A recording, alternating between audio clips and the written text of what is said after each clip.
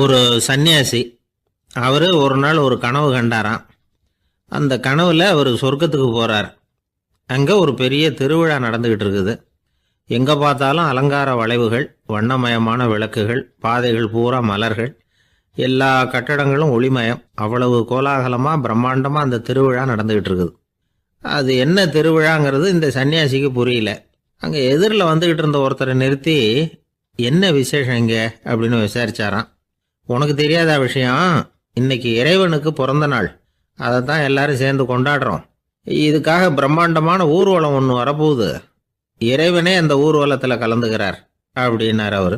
உடனே அந்த சன்னியாசி ஒரு மரத்து நிழலில் ஒதுங்கி நின்றுக்கிட்டார். ஊர்வலம் வந்துக்கிட்டு இருக்குது. முதல்ல ஒரு குதிரை வந்துக்கிட்டு இருக்கு. அது மேலே ஒருத்தர் உட்காந்துருக்கிறார். அவருக்கு பின்னாடி நிறைய பேர் கூட்டமாக வந்துக்கிட்டு இருக்கிறாங்க. இவ்வளவு கூட்டம் இவர் பின்னாடி வருதே, யார் இவர் அப்படின்னு கேட்டார். ஒரு மதத்தின் பெயரை சொல்லி, இவர் அந்த மதத்தின் தலைவர், அவரை பின்பற்றுகிற மக்கள் கூட்டம் பின்னாடி வந்துக்கிட்டு இருக்குது அப்படின்னு விவரம் சொல்லியிருக்கிறாங்க. இவங்களுக்கு அடுத்தபடியாக இன்னொரு குதிரையில் ஒருத்தர் வந்துக்கிட்டு இருக்கிறார். அவருக்கு பின்னாடி ஏகப்பட்ட கூட்டம். இவர் யாருங்க அப்படின்னு கேட்டிருக்கார் சன்னியாசி. அங்கே இருக்கிறவங்க விவரம் சொல்லியிருக்கிறாங்க. இன்னொரு மதத்தின் பெயரை சொல்லி, இவர் அந்த மதத்தினுடைய தலைவர், அவர் வழியை பின்பற்றுகிறவர்கள் அவர் பின்னாடி கூட்டமாக வந்துக்கிட்டு இருக்கிறாங்க அப்படின்ட்டு இருக்காங்க. இப்படி ஒவ்வொருத்தராக குதிரை மேலே வந்துக்கிட்டே இருக்கிறாங்க. அவங்கள பின்பற்றியும் ஒவ்வொரு கூட்டம் வந்துக்கிட்டே இருக்குது. அந்த பெரிய ஊர்வலம் அது பாட்டுக்கு போய்கிட்டு இருக்குது. கடைசியாக அது முடிஞ்சது ரொம்ப நேரம் கழித்து. அதுக்கப்புறம் கொஞ்சம் நேரம் கழித்து ஒரு வயசான ஆள் குதிரை மேலே வந்துக்கிட்டு இருக்கிறார். ஆனால் அவருக்கு பின்னாடி யாருமே இல்லை. அவர் பரிதாபமாக தனியாக வந்துக்கிட்டு இருக்கிறார். அவர் அந்த ஊர்வலத்தை சேர்ந்தவரா இல்லையாங்கிறதே தெரியல. இவர் யார், இவர் ஏன் இப்படி தனியாக வந்துக்கிட்டு இருக்கிறார் அப்படின்னு கேட்டிருக்கார் அந்த சன்னியாசி. என்னது இப்படி கேட்குறீங்க? இவர் தான் கடவுள். இவருக்காக தான் இன்றைக்கி இந்த ஊர்வலமே நடக்குது. இவருக்கு தான் இன்றைக்கி பிறந்த நாள். முன்னாடி போகிற ஊர்வலம் பூரா இவருடைய பிறந்த நாளை கொண்டாடுறதுக்காக தான் அப்படின்ட்டுருக்காங்க. இதை கேட்டதும் அந்த சன்னியாசிக்கு திடுக்குன்னு தூக்கி போட்டிருக்கு. இது வரைக்கும் கனவு கண்டுகிட்டு இருந்தவர் முடிச்சுக்கிட்டார். அதுக்கப்புறம் தான் யோசித்து பார்த்துருக்கார். உண்மைதான், மக்கள் எல்லாரும் பக்தி மார்க்கத்தில் போகிறதா நினச்சிக்கிட்டு பாதை மாறி போய்கிட்டு இருக்கிறாங்க. கடவுளை பின்பற்றுவதாக நினைக்கிறாங்க பக்தர்கள். ஆனால் கடவுளுக்கு பின்னாடி யாருமே இல்லை. இன்னமும் இயல்பாக இதை பற்றி யோசித்து பார்த்தா, உண்மைக்கு பின்னாடி தான் நான் போய்கிட்டு இருக்கேன் அப்படின்னு நிறைய பேர் சொல்கிறாங்க. ஆனால் அந்த உண்மை அனாதையாக போய்கிட்டு இருக்குது. அப்படி ஆகிட்டுது உலகம். இந்த காலத்துலேயும் ஒரு ஊர்வலம், ஒரு பெரிய மனுஷருக்கு பிறந்த நாள் விழா. அவர் குதிரை மேலே ஏறி முன்னாடி போய்கிட்டு இருக்கிறார். அவருக்கு பின்னாடி ஒரு 100 பேர் தொண்டர்கள் அவங்க பாட்டுக்கு போகிறாங்க. எல்லாம் பணம் கொடுத்து ஏற்பாடு பண்ணவங்க. எல்லாம் பணம் வாங்கிட்டு முன்னாடி போயிட்டுருக்குறாங்க. கொஞ்சம் தூரம் நடந்ததும் கால் வலிக்க ஆரம்பிச்சுட்டுது. ஒவ்வொருத்தரும் அப்படியே ஒதுங்க ஆரம்பிச்சிட்டாங்க. அதான் முன்னாடியே பணம் கிடச்சிட்டுதே, இனிமேல் ஒதுங்கினா என்னன்னு ஒதுங்கிட்டாங்க. ஒரு கட்டத்தில் குதிரையில் போகிறவர் தற்செயலாக திரும்பி பார்க்குறாரு. பின்னாடி யாருமே இல்லை. எல்லோரும் ஓடி போயிட்டாங்க. ஒரே ஒரு ஆள் மட்டும் ரொம்ப விசுவாசமாக பின்னாடி நடந்து வந்துக்கிட்டு இருந்தான். ஏன்ப்பா நீ மட்டும் வந்துக்கிட்டு இருக்கிறியே, நீ வீட்டுக்கு போகலையான்னு கேட்டிருக்காரு அவர். நீங்கள் அந்த குதிரையையும் அதுக்குள்ள வாடகை பணத்தையும் கொடுத்துட்டீங்கன்னா நானும் போயிடுவேன் அப்படின்னு நானாம் இந்த ஆள்.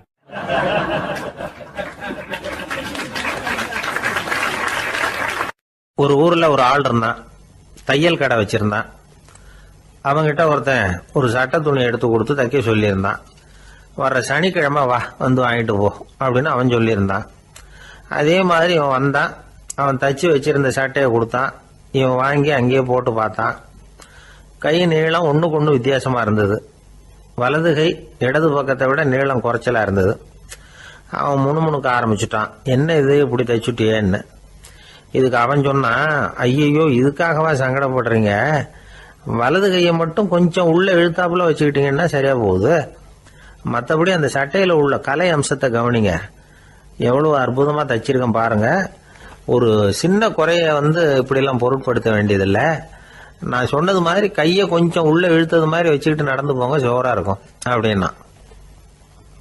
அவனும் யோசிச்சு பார்த்தான். சரியான யோசனையாக தான் தோணுச்சு.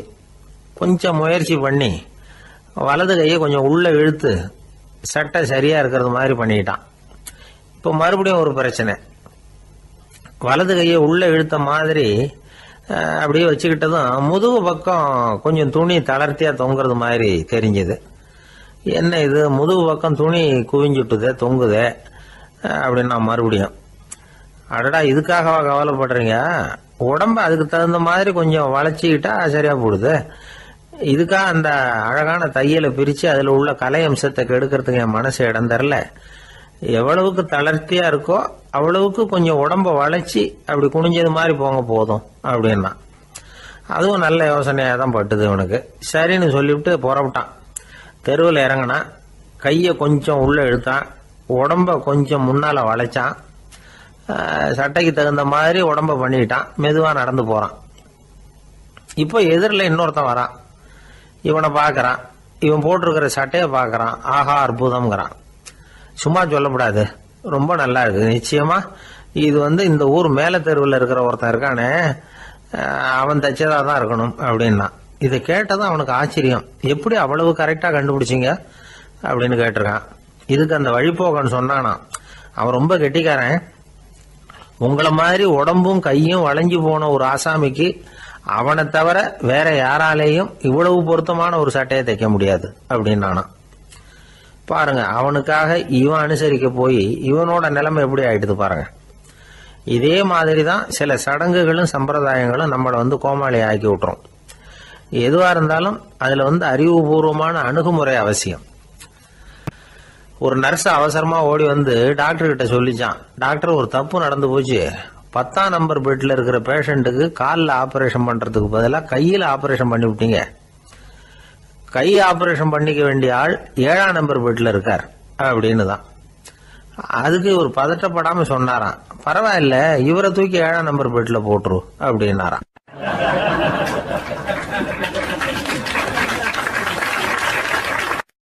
ஒரு ஊர்ல ஒருத்தர் இருந்தார்.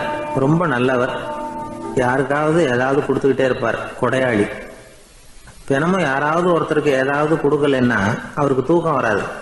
அப்படி ஒரு பழக்கம். அது மட்டும் இல்ல, அவர் கொடுக்கறது அடுத்தவங்களுக்கு தெரியாது. அவ்வளவு ரகசியமா அதை கொடுப்பார். வலது கை கொடுக்கறது இடது கைக்கு தெரியக்கூடாதுன்னு சொல்லுவாங்கல்ல, அது மாதிரி அவர். ஒரு நாள் ராத்திரி அவர் ஏற்கனவே தயாரா கட்டி வச்சிருந்த பணம் முடிச்ச கையில எடுத்துக்கிட்டு வீட்டை விட்டு வெளியில வந்தார். தெருவில் இறங்கி நடந்தார். இன்னைக்கு யாருக்கு தர்மம் செய்யறது அப்படின்னு யோசனை பண்ணிட்டு இருட்டில் நடந்து வந்துகிட்டு இருக்கிறார்.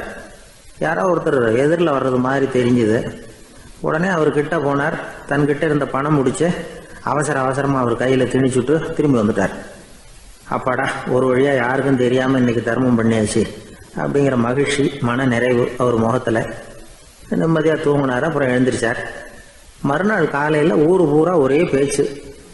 என்ன பேச்சுன்னா, நேற்று ராத்திரி ஒரு திருடன் கையில யாரோ பணத்தை கொடுத்துட்டு போயிருக்கிறாங்க அப்படின்னு எல்லாரும் பேசிக்கிட்டு இருக்கிறாங்க. இதை கேள்விப்பட்டதும் அந்த பெரியவருக்கு ரொம்ப வருத்தமா போச்சு.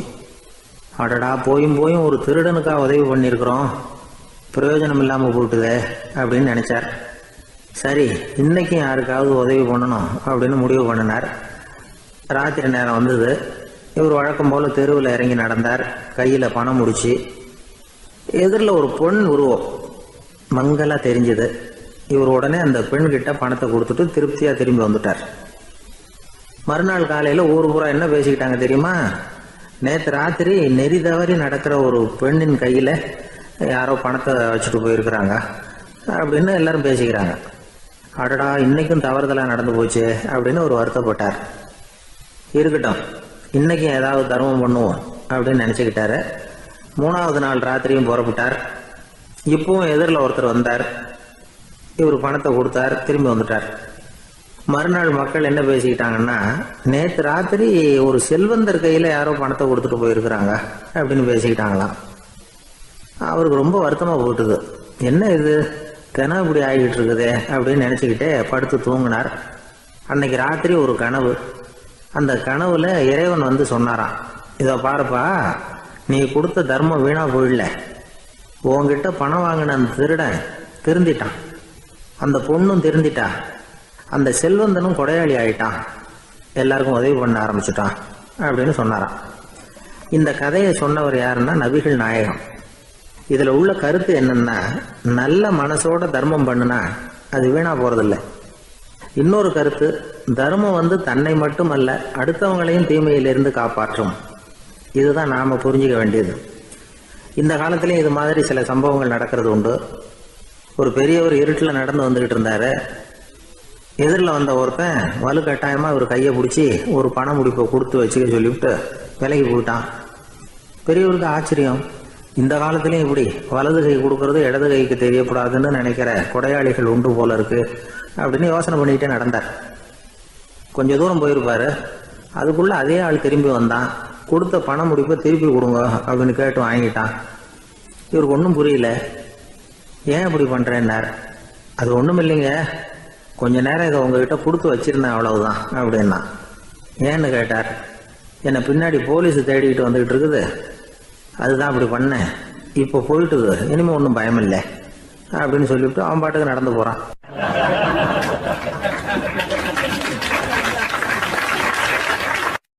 தான் மட்டும் வாழ்ந்தா போதும் அப்படின்னு நினைக்கிறவங்களும் உண்டு. தானும் வாழணும், அடுத்தவங்களும் வாழணும் அப்படின்னு நினைக்கிறவங்களும் உண்டு.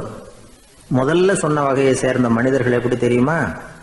எப்படியாவது தான் மட்டும் வாழ்ந்தால் போதுங்கிற நினைப்பு தான் எப்பவும் அவங்களுக்கு இருக்கும். தங்களுடைய வளர்ச்சிக்கு எது தடையா இருந்தாலும் சரி, யார் தடையா இருந்தாலும் சரி, அதை அழிச்சுட்டு தான் மறுவேலை பார்ப்பாங்க. அவங்கெல்லாம் பாவ காரியங்களுக்கு தயங்குறதே இல்லை. அப்படிப்பட்ட வாழ்க்கை அவங்களுக்கே இடைஞ்சல அமைஞ்சு விடுறது உண்டு. அதை விளக்கறதுக்கு ஒரு கதையும் உண்டு. ஒரு ஊர்ல அப்படிப்பட்ட ஆள் ஒருத்தன் இருந்திருக்கான். நிறைய பாவங்களை செஞ்சவன். அதன் காரணமா நரகப்படுகொழியில விழுந்துட்டான். நரகப்படுகொழிங்கிறது ஒரு பெரிய கிணறு மாதிரி. ஏற்கனவே பாவம் செஞ்சவங்க நிறைய பேர் அதில் விழுந்து கிடக்குறாங்க. உள்ள ஏகப்பட்ட சத்தம், எல்லாம் அந்த பாவாத்மாக்கள் போடுற சத்தம். இப்போ விழுந்தானே இவனும் சத்தம் போட்டான். இவன் போடுற சத்தம் கொஞ்சம் அதிகமாக கேட்டுது. இந்த கிணத்துக்கு பக்கத்தில் புத்தர் உட்கார்ந்துருக்கிறார். அவர் காதில் இவன் போடுற சத்தம் விழுந்தது. உடனே அந்த கிணத்தடிக்கு போனார். குனிஞ்சு பார்த்தார். சாமி என்னை காப்பாத்துங்க அப்படின்னு கத்தனான் இவன். புத்தர் அவனை கொஞ்சம் கவனிச்சு பார்த்தார். மனித சமுதாயத்துக்கு அவன் என்னென்ன கெடுதல் பண்ணியிருக்கிறாங்கிற விவரம்லாம் அவர் மனக்கண்ணில் தெரிஞ்சது. அவருக்கு எல்லாம் புரிஞ்சு போச்சு. இருந்தாலும் அவனை காப்பாத்துறதுக்கு ஏதாவது வழி உண்டா அப்படின்னு யோசிச்சார். அவன் தன்னுடைய வாழ்நாளில் ஏதாவது நல்லது செஞ்சிருக்கானா அப்படின்னு பார்த்தார். ஒரே ஒரு சமயம் அவன் தன்னுடைய காலடியில மிதிபட இருந்த சிலந்தியை மிதிக்காமல் தாண்டி போயிருக்கிறான். இந்த ஒரு காரியத்துக்காக அவனை கரையேற்ற முடியுமா அப்படின்னு நினைச்சார். அவ்வளவுதான். உடனே அவர் கையில ஒரு சிலந்தி வந்து உட்கார்ந்துதான். அதுகிட்ட இருந்து நூல் இழை வெளிவர ஆரம்பிச்சது. அந்த நூல் இழை கிணற்று ஆழம் வரைக்கும் அப்படியே நீண்டுகிட்டே போச்சான். புத்தர் பார்த்தார். இந்த நூலை பிடிச்சிக்கிட்டு மேலே ஏறி வா அப்படின்னார். என்னங்க சொல்றீங்க, இந்த சிலந்தி நூல் என்ன தாங்குமான்னு கத்தனான். எல்லாம் தாங்கும், அதை பிடிச்சிக்கிட்டு ஏறி வா அப்படின்னார். சந்தேகத்தோடவே அவன் அந்த நூல் இழைய பிடிச்சி இழுத்து பார்த்தா ரொம்ப வலுவா இருந்தது.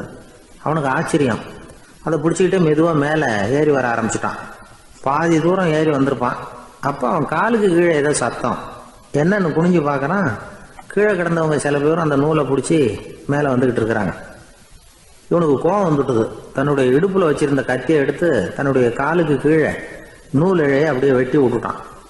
இனிமே நாம மட்டும்தான் மேலே ஏறி வந்துடணும் அப்படின்னு நினைச்சுக்கிட்டான்.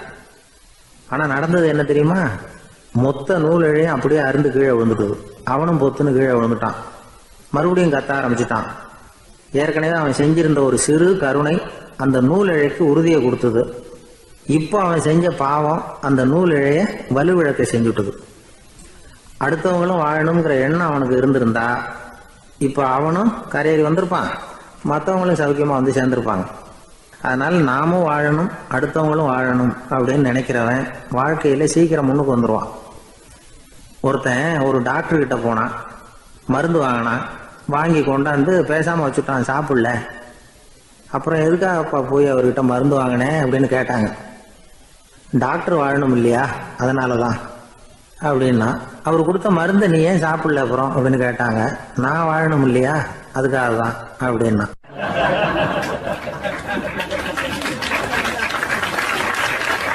அவர் ஒரு பெரிய குடும்பத்துல பிறந்தவர். இருக்கிற சொத்துக்கள் எல்லாத்தையும் வாரி வழங்கி விட்டு காட்டுக்கு புறப்பட்டார் தவம் செய்யறதுக்காக. இருந்தது ஊராவும் கொடுத்துட்டார். இனிமே எதுவுமே இல்லை கொடுக்கறதுக்கு. அப்போ கடைசியா ஒருத்தன் வந்து கையை நீட்டினானா, ஐயா ஏதாவது கொடுங்கன்னு இருக்கான். அவர் பார்த்தார். கட்டியிருக்கிற வேட்டியை தவிர வேற எதுவுமே இல்லை. 8 முழம் பட்டு வேட்டி, ஜரிகை கரையோடு இருக்குது. கடைசியா அதை தான் எடுத்துக்கிட்டு அவர் புறப்பட்டு இருக்கார். அவர் பார்த்தார். எதிரில் அவன் பரிதாபமா நின்றுட்டு இருக்கிறான். அந்த 8 முழ வேட்டியை 2ஆ கிழிச்சார். 4 முழத்தை அவங்ககிட்ட கொடுத்தாரு. மீதி 4 முழத்தை தன்னுடைய இடுப்புல கட்டிட்டு அவர் காட்டுக்கு போயிட்டார். இவன் என்ன பண்ணான் தெரியுமா? கையில் கிடைச்ச 4 முழத்தை எடுத்துக்கிட்டு கடை வீதிக்கு போனான். பழைய பட்டு வேட்டி ஜருகை இதையெல்லாம் விலைக்கு வாங்குற வணிகர் ஒருத்தர் இருக்கார். அவர்கிட்ட போனான். இதை விலைக்கு எடுத்துக்கிறீங்களா அப்படின்னு கேட்டிருக்கான். அவர் வாங்கி பார்த்துருக்கார். ஆஹா, இது ரொம்ப அருமையான வேட்டி, விலை உயர்ந்த ஜருகை, இது ஏது உனக்கு அப்படின்னு கேட்டாரான். அவன் நடந்தது சொல்லியிருக்கான்.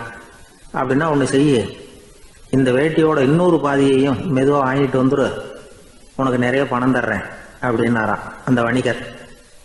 இவன் கொஞ்சம் யோசனை பண்ணி பார்த்தான். கொஞ்சம் இருங்கத்தை வந்துவிடுறேன் அப்படின்னு சொல்லிவிட்டு நேராக காட்டுக்கு போனான். அவர் எங்கே இருக்காருன்னு தேடி கண்டுபிடிச்சான்.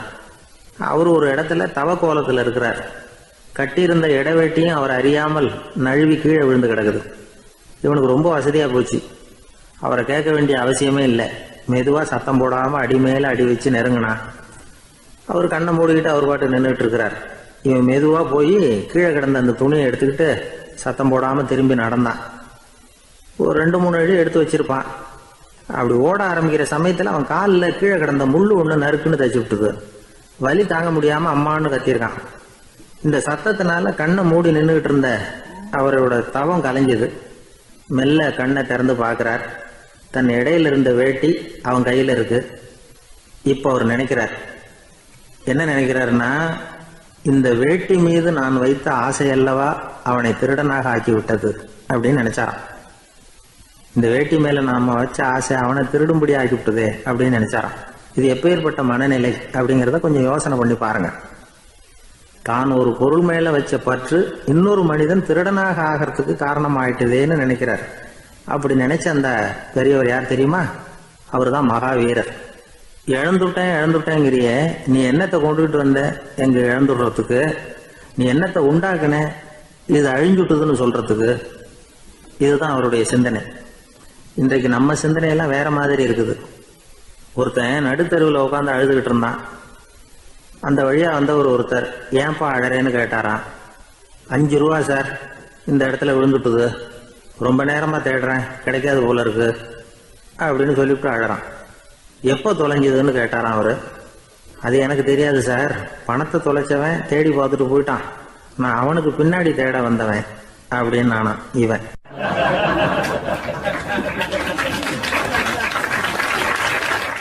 ஒரு ஊர்ல ஒரு ஆள் இருந்தான். அவன் ஒரு நாள் கோயிலுக்கு போனான்.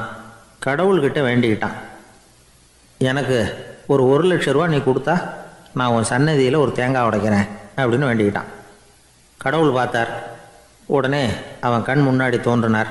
இந்தா நீ கேட்ட 1,00,000 ரூபாய் அப்படின்னு சொல்லி அவன் கையில் பணத்தை கொடுத்துட்டு மறைஞ்சிட்டார்.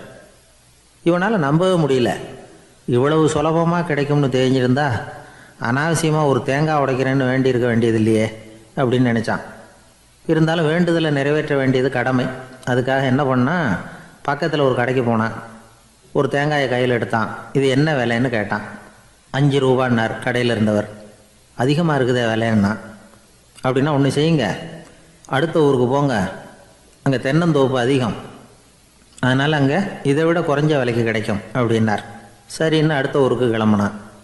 அங்கே போய் விசாரித்தான். ஒரு தேங்காய் 3 ரூபாய் விலைன்னாங்க. இதுவும் அதிகமாக தெரியுதேன்னா. அப்படின்னா ஒன்று செய்ய, அதோ அந்த ஆற்று ஓரமாக ஒரு தென்னை மரம் இருக்கு பார், அதில் நீயே ஏறி பறிச்சுக்கோ, ஒரு தேங்காய்க்கு 1 ரூபா கொடுத்தா போதும் அப்படின்னார் அந்த தோப்புக்கு சொந்தக்காரர். இவனுக்கு மரம் ஏற தெரியாது.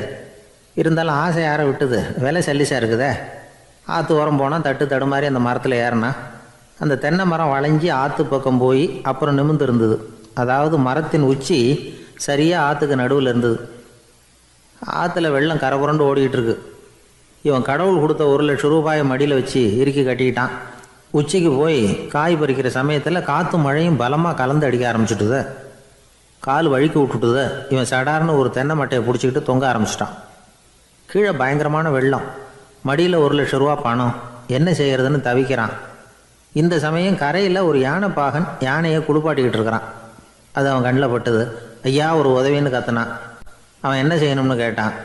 உன் யானையை மெதுவாக இங்கே அழைச்சிட்டு வா, எனக்கு நேராக கீழே நிறுத்து, என் காலை பிடிச்சி மெதுவாக கீழே இறக்கி விட்டுரு, என் மடியில் இருக்கிற பணத்தில் உனக்கு 10,000 ரூபா தரேன் அப்படின்னா. அவன் பார்த்தான்.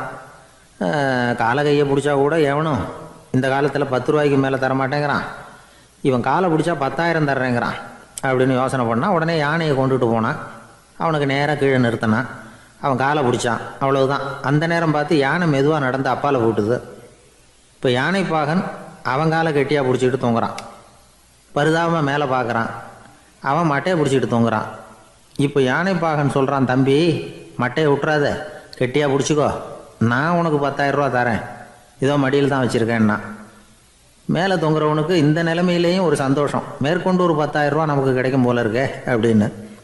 இந்த சமயத்தில் ஒருத்தன் ஒட்டகத்தை ஓட்டிகிட்டு வந்தான் அந்த பக்கமாக குளிப்பாட்டுறதுக்கு. யானை பாகம் பார்த்துட்டான், ஐயா ஒட்டகக்காரரே, அதை இங்கே கொண்டுட்டு வா, எங்கள் காலை பிடிச்சி பத்திரமா இறக்கி விடு, நாங்கள் பணம் கொடுக்குறோம்னா. அவனும் பணத்துக்கு ஆசைப்பட்டு வந்தான். அவன் காலை பிடிக்கிற சமயம் ஒட்டகமும் நழுவி போட்டுது. இப்போ 3 பேருமே வரிசையாக தொங்குறாங்க. ஒட்டகக்காரன் கத்துறான், தம்பி மட்டையை விட்டுறாத, கெட்டியாக பிடிச்சிக்கோ, நான் என் மடியில் இருக்கிற 5,000 உனக்கு தந்துடுறேன்னா. மேலே தொங்குறவனுக்கு இன்னமும் சந்தோஷம், இவனும் பணம் தர்றேங்கிறான் அப்படின்னா இன்றைக்கி நமக்கு மொத்த பண வரவு எவ்வளவு அப்படின்னு ஒவ்வொன்றா கூட்டி பார்க்க ஆரம்பித்தான். மனக்கணக்கு சரியாக வரல, அதனால் அப்படியே விரலை விட்டு எண்ண ஆரம்பித்தான். அவ்வளவுதான், மட்டையை விட்டுட்டு கை நழுவி வந்துட்டுது. 3 பேரும் பொத்துன்னு ஆற்றுல விழுந்தாங்க. படாத பாடுபட்டு தட்டு தடுமாறி கரைக்கு வந்து சேர்ந்தாங்க. 3 பேர் மடியில் இருந்த பணமும் ஆற்றோட போட்டுது. பேராசை பெருநஷ்டம் அப்படின்னு ஒரு பழமொழி இருக்குல்ல, அதை விளக்கறதுக்காக சொல்லப்பட்ட கதை இது. இந்த காலத்தில் ஒருத்தர் ஒரு நீச்சல் குளத்தில் நீச்சல் அடிச்சுக்கிட்டு இருக்கிறார். காவலுக்கு இருந்தவர் அதை கவனிச்சுட்டார். கரையிலேருந்து சத்தம் போட்டாராம், இதோ பாருங்க, இங்கே ராத்திரி 8 மணிக்கு மேலே நீச்சல் அடிக்கிறது சட்டப்படி குற்றம், அதுக்கு அனுமதி கிடையாது, தெரியாதா உங்களுக்கு அப்படின்னாராம். இதுக்கு அவர், ஐயோ நான் நீச்சல் அடிக்க வந்தவன் இல்லைங்க, சும்மா சுற்றி பார்க்க வந்தவன், தடுமாறி குளத்தில் விழுந்துட்டேன், நீச்சல் தெரியாது, அதனால் தத்தளிச்சுக்கிட்டு இருக்கிறேன் அப்படின்னு கத்துனாராம். கரையில் இருந்தவர் பார்த்தார், ஓ அப்படின்னா சரி, அதுக்கு ஒன்றும் தடை இல்லை அப்படின்னு சொல்லிவிட்டு அவர் பாட்டு நடந்து போயிட்டாராம்.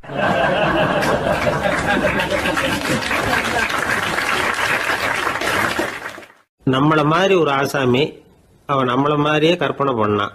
அதாவது நாம தான் இந்த உலகத்தில் ரொம்பவும் கஷ்டப்படுறோம், மற்றவங்கெல்லாம் சந்தோஷமா இருக்கிறாங்க அப்படின்னு அவன் நினச்சிக்கிட்டான். அவன் ஒரு நாள் கடவுளை வேண்டிக்கிட்டானா, சுவாமி இந்த உலகத்தில் எவ்வளவோ பேர் இருக்கிறாங்க, ஒவ்வொருத்தருக்கும் ஒவ்வொரு விதமான கஷ்டம் இருக்கலாம், ஒத்துக்கிறேன், இருந்தாலும் எனக்கு அது கொஞ்சம் அதிகமாக இருக்கிறது மாதிரி தெரியுது, அதனால நீங்கள் எனக்காக ஒரு சின்ன உதவி செஞ்சால் போதும். அது வேற ஒன்றும் இல்லை, என்கிட்ட இருக்கிற துயரங்களை இன்னொருத்தர் யாருக்கிட்டையாவது கொடுத்துருங்க, அவர்கிட்ட இருக்கிற துயரங்களை என்கிட்ட மாற்றி கொடுத்துருங்க, ஒரு மியூச்சுவல் டிரான்ஸ்ஃபர், அவ்வளவுதான், அப்படி பண்ணிவிட்டா போதும் அப்படின்னு வேண்டிக்கிட்டானான். அன்னைக்கு ராத்திரியே அவன் ஒரு கனவு கண்டிருக்கான். வானத்திலிருந்து ஒரு குரல் கேட்டிருக்கு. அது என்ன சொல்லிச்சு தெரியுமா? ஏ ஜனங்களே, எல்லாரும் அவங்கவுங்க கஷ்டங்களை ஒரு பையில போட்டு எடுத்துக்குங்க, அப்படி எடுத்துக்கிட்டு நேரா இந்த ஊர் எல்லையில இருக்கிற கோயிலுக்கு வந்து சேருங்க அப்படின்னு அந்த குரல். ஆஹா, கடவுள் நம்ம பிரார்த்தனைக்கு செவி சாய்ச்சுட்டார் அப்படின்னு சந்தோஷப்பட்டான் இவன். உடனே என்ன பண்ணான், தன்கிட்ட இருந்த கஷ்டத்தையெல்லாம் ஒரு சாக்கு பையில போட்டு எடுத்துக்கிட்டான். வீட்டை விட்டு வெளியில வந்தான். தெருவில் இறங்கி நடக்கிறான். அங்க பார்த்தா ஏகப்பட்ட பேர் ஆளுக்கு ஒரு பைய தூக்கிக்கிட்டு கோயிலுக்கு போயிட்டு இருக்கிறாங்க. சில பேர் மூட்டையா கட்டி தலையில சுமந்துக்கிட்டு போயிட்டு இருக்கிறாங்க. இவன் பார்த்தான். இவனுக்கு ரொம்ப ஆச்சரியமா இருந்தது. ஏன்னா எல்லாரும் வச்சிருக்கிற பைய இவன் பைய விட பெருசா இருந்தது. இவன் பை தான் இருக்கிறதுலயே கொஞ்சம் சின்னதா தெரிஞ்சது. இப்ப அவன் மறுபடியும் சாமியை வேண்டிக்கிட்டான், கடவுளே இப்ப உள்ள சூழ்நிலையை கவனிச்சா என்கிட்ட இருக்கிற பைய பரவாயில்லன்னு தோணுது, அதனால வேற பைய எதையும் மாற்ற வேணாம், இதுவே பரவாயில்ல, இந்த பையோட திரும்பி வீட்டுக்கு போனா போதும்னு நினைக்கிறேன் அப்படின்னு ஏதோ நினைக்க ஆரம்பிச்சுட்டான். எல்லாரும் கோயிலுக்கு போய் சேர்ந்தாங்க. கோயில்ல அந்த குரல் மறுபடியும் கேட்டுது. எல்லாரும் அவங்கவுங்க பைகளை சோகத்துல தொங்க விடுங்க, திடீர்னு விளக்குகள் அணையும், மணி அடிக்கப்படும், அதுதான் அடையாளம். அந்த சமயத்துல இருட்டுல உங்களுக்கு வேண்டிய பைய நீங்க மாத்தி எடுத்துக்கலாம், தேர்ந்தெடுத்துக்கலாம். வெளிச்சம் இருக்கிறப்பவே உங்களுக்கு பிடிச்ச பைக்கு பக்கமா பார்த்து நீங்க நின்னுக்கலாம் அப்படின்னு சொல்லி விவரம் சொல்லிச்சான் அந்த குரல். அப்படி சொன்னதுக்கு அப்புறம் திடீர்னு விளக்கு அணைஞ்சுது, மணி அடிச்சுது. கொஞ்ச நேரம் கழிச்சு மறுபடியும் விளக்குகள்லாம் எரிஞ்சுது. இப்போ பார்த்தா எல்லாரும் அவங்கவுங்க பையையே கெட்டியா பிடிச்சிட்டு நிக்கிறாங்க. இவனும் அப்படியே நிக்கிறான். இவன் மெதுவா பக்கத்துல நிக்கிறவன்கிட்ட கேட்டானா, ஏன் நீங்க பைய கையிலேயே வச்சிருக்கிறீங்க, செவுத்துல மாட்டலையா அப்படின்னு கேட்டிருக்கான். இல்லப்பா, நீ ஏன் கையிலேயே வச்சிருக்கிறியோ அதே காரணத்துக்காக தான் நாங்களும் வச்சிருக்கிறோம். நம்ம கவலைகளை பத்தி நமக்கு ஓரளவுக்காவது தெரியும். ஆனா மற்றவங்க கவலைகள் நமக்கு பரிச்சயம் இல்லாதவை, பழக்கம் இல்லாதது. அதனால நமக்கு தெரிஞ்ச கவலைகளை சமாளிக்கிறது சுலபம். தெரியாததை சமாளிக்கணும்னா மறுபடியும் ஆரம்பத்துல இருந்து ஆரம்பிக்கணும். அதனால பழைய நண்பர்களோட வாழறது தான் மேல் அப்படின்னு ஆனான். அதுக்கப்புறம் அவன் தன்னோட பைய போதும்னு வீட்டுக்கு திரும்பி வந்துட்டானான். இது ஒரு பெரியவர் சொல்லி இருக்கிற கதை. அதனால நம்ம கிட்ட இருக்கிற கஷ்டங்கள் தான் பெருசு, அதை இன்னொருத்தங்கிட்ட கொடுத்துட்டு மாத்திக்கலாம் அப்படின்னு நினைக்கிறது தப்பு. இதே மாதிரி இன்னொரு சம்பவம். ஒரு ஊர்ல ஒரு நாள் ராத்திரி ஆகாயத்தில இருந்து கடவுள் குரல் கேக்குது. இந்த ஊர்ல இருக்கிற ஜனங்கள்லாம் கொஞ்சம் கவனிங்க, உங்களுக்கு ஒரு செய்தி. அதாவது இங்க இருக்கிற ஜனங்கள்லயே கொஞ்சம் கூட கவலையே இல்லாத ஆள் யாருன்னு எனக்கு தெரியணும். அதனால எல்லாரும் அவங்க கவலைகளை ஒரு பையில போட்டு எடுத்துக்கிட்டு கோயிலுக்கு வாங்க அப்படின்னாரு கடவுள். உடனே வரிசையா எல்லாரும் வர ஆரம்பிச்சாங்க. எல்லார் கையிலயும் பை இருந்தது, சின்னதும் பெருசுமா. கவலையே இல்லாத ஆள் யாருன்னு தேடினார் கடவுள். ஒரே ஒரு ஆள் மட்டும் கையில எதுவும் இல்லாம வெறும் கையை வீசிக்கிட்டு ரொம்ப ஜாலியா நடந்து வந்துகிட்டு இருந்தான். கடவுள் அவங்ககிட்ட போனார். ஏன்பா உனக்கு கவலையே இல்லையா அப்படின்னு கேட்டார். எனக்கும் சில கவலைகள்லாம் உண்டு அப்படின்னு அவன். எங்க அதெல்லாம்னு கேட்டிருக்காரு கடவுள். பின்னாடி லாரியில வந்துகிட்டு இருக்கு அப்படின்னு அவன்.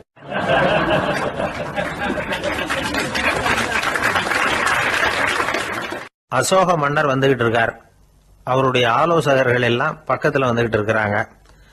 அந்த சமயத்துல எதிரில் ஒரு புத்த பிக்ஷு வர்றார். அசோகர் பார்க்கிறார். ஓடி போய் அவர் காலில் விழுந்து வணங்குறார். அசோக மன்னரின் தலை அந்த புத்த துறவியின் பாதத்துல பட்டுக்கிட்டு இருக்கு.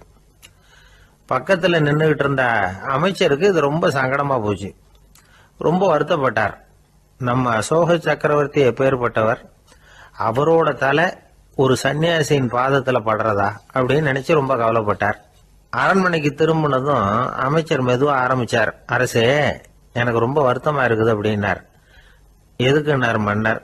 அசோக சக்கரவர்த்தியின் தலை, அதாவது அந்த சிரம் ரொம்ப மதிப்புமிக்க ஒன்று. அது ஒரு சன்னியாசியின் காலில் படலாமா அப்படின்னார். அசோகர் பதில் சொல்லல, சிரிச்சார், போயிட்டார். அதுக்கப்புறம் ஒரு சரியான சந்தர்ப்பத்துக்காக காத்துக்கிட்டு இருந்தார். ஒரு நாள் அமைச்சரை கூப்பிட்டார். எனக்கு 3 தலைகள் வேணும் அப்படின்னார். சொல்லுங்க, கொண்டுகிட்டு வரேன் அப்படின்னார் அமைச்சர். அசோகர் சொன்னார், முதல்ல எனக்கு தேவையானது ஒரு ஆட்டின் தலை, 2வது ஒரு புலியின் தலை, 3வது ஒரு மனிதனின் தலை. இதுதான் அசோகர் கேட்டது. எங்க இருந்தாலும் கொண்டு வாங்கன்னார். அமைச்சர் புறப்பட்டார். ஆட்டுத்தலை, புலித்தலை கிடைச்சிட்டுது. அப்புறமா ஒரு சுடுகாட்டுக்கு போய் ஒரு மனித தலையும் சேகரம் பண்ணிட்டு ராஜா கிட்ட வந்துட்டார். அரசே, உங்கள் ஆணைப்படி 3 தலைகளையும் கொண்டு வந்திருக்கிறேன்னார். அசோகர் பார்த்தார். ரொம்ப நல்லது, இப்ப இது 3ஐயும் எடுத்துக்கிட்டு போய் சந்தையில வித்துட்டு வாங்க அப்படின்னார். அமைச்சர் அதுகளை எடுத்துக்கிட்டு சந்தைக்கு போனார். முதல்ல ஆட்டுத்தலை நல்ல விலைக்கு வித்து போச்சு. நல்ல விலை கொடுத்து வாங்கிட்டு போட்டாங்க. அடுத்தபடியா புலி தலைய ஒருத்தர் வாங்கிட்டார். அதை பாடம் பண்ணி வீட்டில் மாட்டி வைக்கலாமே அப்படின்னு நினைச்சு அதையும் வாங்கிட்டு போட்டார். மனித தலையை மட்டும் வாங்கறதுக்கு யாரும் முன் வரல. எல்லாரும் அதை பார்த்துட்டு விலைக்கு போக ஆரம்பிச்சாங்க. அமைச்சர் திரும்பி வந்தார். அரசே, இந்த தலையை மட்டும் யாரும் வாங்க மாட்டேங்கிறாங்க அப்படின்னார். சரி, பரவாயில்ல, இதை இலவசமாவே எனாமாவே யாருக்கிட்டையாவது கொடுத்துட்டு வந்துருங்க அப்படின்னார். அமைச்சர் மறுபடியும் சந்தைக்கு போனார். இதை இலவசமா தரேன், இதை வாங்கிக்கோங்க அப்படின்னார். அப்பவும் அதை யாரும் வாங்கிக்கிறதுக்கு தயாரா இல்லை. மறுபடியும் திரும்பி மன்னர்கிட்ட விவரத்தை சொன்னார். இப்போ மன்னர் சொல்றார், அமைச்சரே, உயிர் இருக்கிற வரைக்கும் தான் இந்த தலைக்கு மதிப்பு. ஜீவன் போனதுக்கு அப்புறம் அதோட மதிப்பும் போயிடுது. அதனால மதிப்பு இருக்கும் பொழுதே பெரியவர்கள் பாதம் பணிந்து அந்த புனிதத்தை பெற்றுக்கொள்ளணும் அப்படின்னார். பணிவுங்கிறது வேற, அடிமைத்தனம்ங்கிறது வேற. பெரியவர்களை பணிவது நமக்கு பெருமை தரக்கூடிய விஷயம். இதை மனசுல வச்சுக்கிட்டு எப்போ காலில் விழணும், எப்போ காலில் விழக்கூடாது அப்படிங்கிறத முடிவு பண்ணிக்கணும். ஒரு சாதாரண ஆள் நடந்து வந்துகிட்டு இருந்தார். எதிரில் வந்த ஒரு பெரிய மனுஷன் ஓடி போய் அவர் காலில் விழுந்து தன்னுடைய தலையை அவர் பாதத்தில் கொண்டு போய் வச்சார். கொஞ்ச நேரம் கழிச்சு எழுந்திரிச்சு வந்துட்டார். வந்த பிறகு இவரை கேட்டேன், ஏன் திடீர்னு ஓடி போய் அந்த ஆளு காலில் விழுந்தீங்க அப்படின்னேன். அவர் போட்டிருக்கிறது என்னோட காணாம போன செருப்பான்னு கண்டுபிடிக்கிறதுக்காக அப்படி விழுந்தேன் அப்படின்னார்.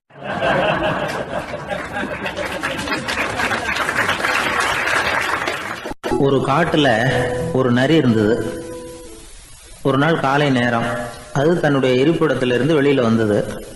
கொஞ்ச தூரம் நடந்து வந்தது. அப்பதான் அது தன்னோட நிழலை கவனிச்சு பார்த்தா அது ரொம்ப நீளமா பெருசா இருக்குது. காலை நேரத்துல நிழல் அப்படித்தானே இருக்கும். ஆனா அந்த நரிக்கு அந்த விஷயம் தெரியல. தன்னுடைய நீண்ட பெரிய நிழலை பார்த்து ஆச்சரியப்பட்டது.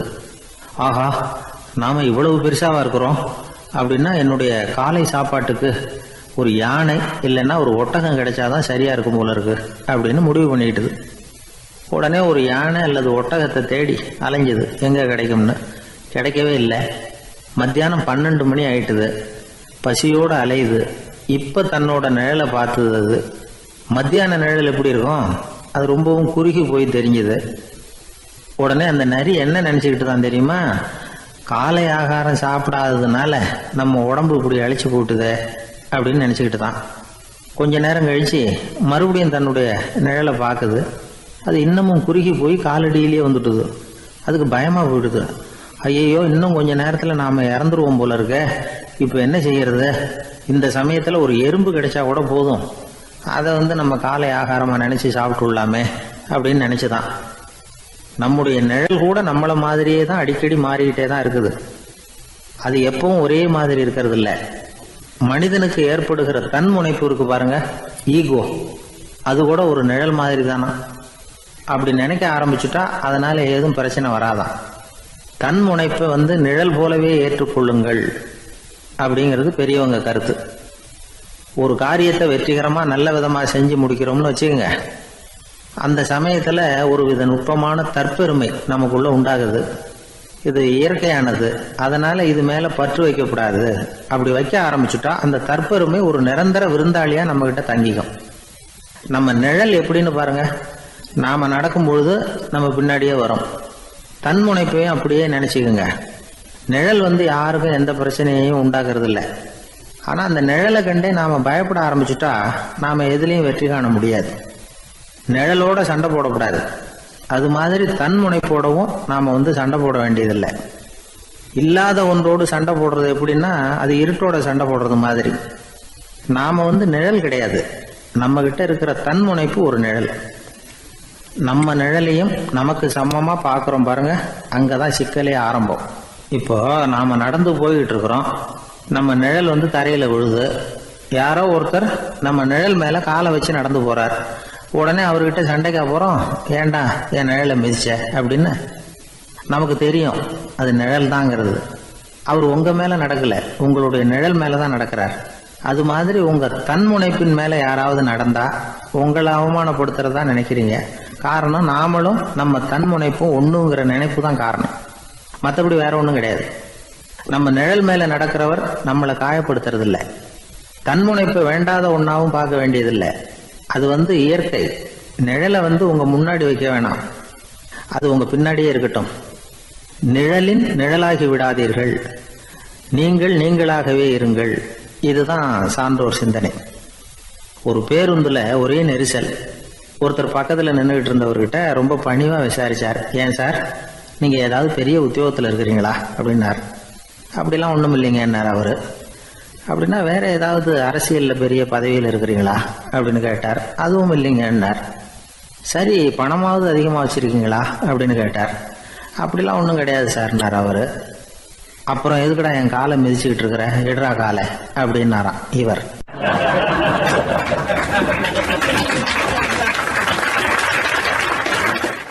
கடற்கரை ஓரமா ஒரு பெரியவர் கையால மணலை கீறிக்கிட்டே உட்காந்துருக்கிறார். என்னத்தையும் தேடிட்டு இருக்கிறது மாதிரி தெரிஞ்சது. மெதுவா கிட்டத்துல போய் என்னத்தை தேடிட்டு இருக்கிறீங்க அப்படின்னு கேட்டோம். அவரு சாவகாசமா நிமிர்ந்து பார்த்து நிம்மதியை தேடிட்டு இருக்கிறேன்னார். நாங்க ஒரு மாதிரி ஆயிட்டோம். இருந்தாலும் சமாளிச்சுக்கிட்டு, சார், மணல்ல கிழிஞ்சல் தான் கிடைக்கும், நிம்மதி கிடைக்காது அப்படின்னோம். சரி, இன்னைக்கு வசமா நம்ம கிட்ட ஒரு ஆள் மாட்டிக்கிட்டார் அப்படின்னு நினைச்சு அவர் பக்கமா போய் உட்காந்துக்கிட்டு கதை சொல்ல ஆரம்பிச்சிட்டோம். ஒரு பெரிய மன்னர் இருந்தார். அவருக்கு எல்லா வசதியும் இருந்தது. இருந்தாலும் ஒரே ஒரு குறை. அது என்னன்னா நிம்மதி இல்லைங்கிற குறை. அரண்மனையில் தினமும் கலை நிகழ்ச்சி நாட்டியம் எல்லாம் நடந்துக்கிட்டு தான் இருந்தது. இருந்தாலும் நிம்மதி இல்லை. சரி, நிம்மதி எங்கே கிடைக்கும் அப்படின்னு தேட ஆரம்பித்தார். உடனே அதுக்கான முயற்சிகளில் தீவிரமாக இறங்கினார். நாட்டில் உள்ள தத்துவ மேதைகளை எல்லாம் கூப்பிட்டுட்டு வர சொன்னார். எல்லாரும் வந்து சேர்ந்தாங்க. அவங்கள பார்த்து நிம்மதி எங்கே இருக்குது அப்படின்னு விசாரிச்சார். அவங்களுக்கு அது தெரிஞ்சா ஏன் இப்படி ராஜா முன்னாடி வந்து நின்றுட்டு இருக்க போகிறாங்க? ராஜாவோட கேள்விக்கு ஒவ்வொருத்தரும் ஒவ்வொரு மாதிரி விளக்கம் கொடுக்க ஆரம்பிச்சிட்டாங்க. எந்த பதிலும் ராஜாவுக்கு திருப்தி அளிக்கக்கூடிய அளவுக்கு இல்லை. சரி, போயிட்டு வாங்கன்னு சொல்லி அவங்கள எல்லாம் அனுப்பி வச்சுட்டார்.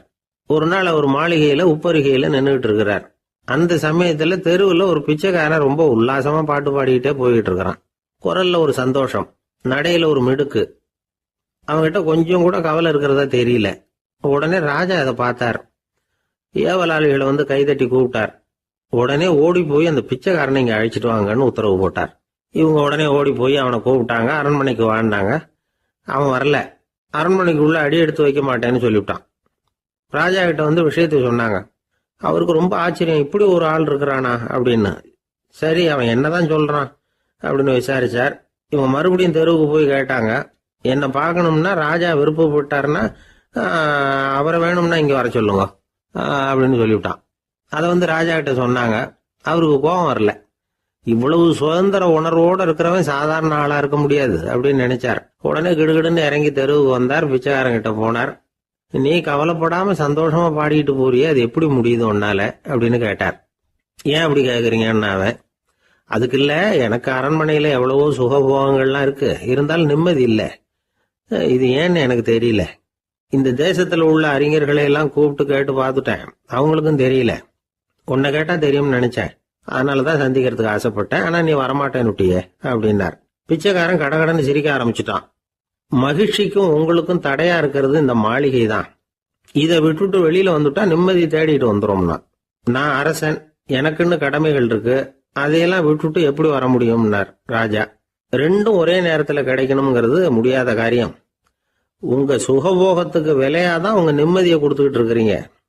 என்ன பாருங்க, என்கிட்ட எதுவும் இல்லை, அதனால எதுவும் போயிடுமோங்கிற பயமும் இல்லை, நிம்மதியா இருக்கிறேன் அப்படின்னா அவன். ராஜா உடனே சந்தோஷப்பட்டு தன்னுடைய மேலங்கியை எடுத்து அவனுக்கு பரிசா கொடுத்தாரான். அவன் சிரிச்சுக்கிட்டே அதை வாங்க மாட்டேன்னு விட்டானான். இதை நீங்க எனக்கு கொடுக்கறதுனால எந்த பயனும் இல்லை, அதே நேரத்துல அதை வாங்கிட்டேன்னா அடுத்த வினாடியிலிருந்து அதை எப்படி காப்பாத்துறதுங்கிற கவலை எனக்கு வந்து சேர்ந்துடும், அப்புறம் தூக்கம் வராது, நிம்மதி போயிடும் அப்படின்னானா. சொல்லிவிட்டு அவன் பாட்டுக்கு சந்தோஷமா பாடிக்கிட்டே போயிட்டான். நிம்மதி எங்க இருக்குங்கிறதையும் ராஜா தெரிஞ்சுக்கிட்டார். அந்த இடத்துக்கு தன்னால போக முடியாதுங்கிறதையும் அவர் புரிஞ்சுக்கிட்டார். இப்படி இந்த கதைய அந்த கடற்கரையில மணலை கீறிக்கிட்டே உட்காந்துருந்தார அந்த பெரியவர்கிட்ட சொல்லி முடிச்சோம். அவர் முகத்துல ஒரு தெளிவு தெரிஞ்சது. எங்களை நிமிர்ந்து பார்த்தார். ரொம்ப நன்றிங்க, இப்ப எனக்கு தெரிஞ்சு போச்சு, நிம்மதி வேணும்னா அதுக்கு என்ன பண்ணணும்னு இப்ப நல்லா புரிஞ்சுக்கிட்டேன் அப்படின்னார். என்ன புரிஞ்சுக்கிட்டீங்கன்னு கேட்டோம். இனிமே இந்த பக்கம் வந்தா உங்க கண்ணுல படாத இடமா பார்த்து உட்காரணும்னு புரிஞ்சுக்கிட்டேன் அப்படின்னார்.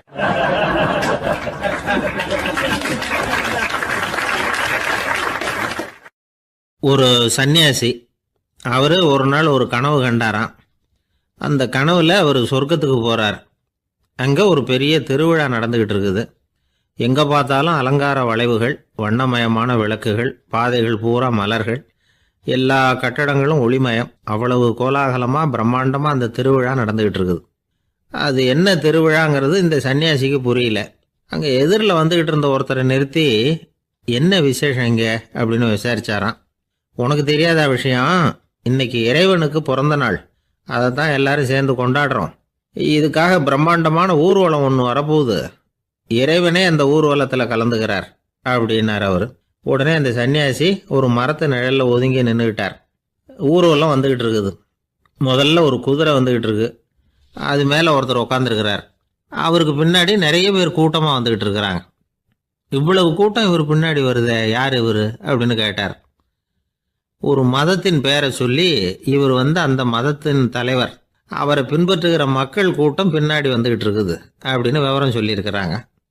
இவங்களுக்கு அடுத்தபடியா இன்னொரு குதிரையில் ஒருத்தர் வந்துகிட்டு இருக்கிறார். அவருக்கு பின்னாடி ஏகப்பட்ட கூட்டம். இவர் யாருங்க அப்படின்னு கேட்டிருக்காரு சன்னியாசி.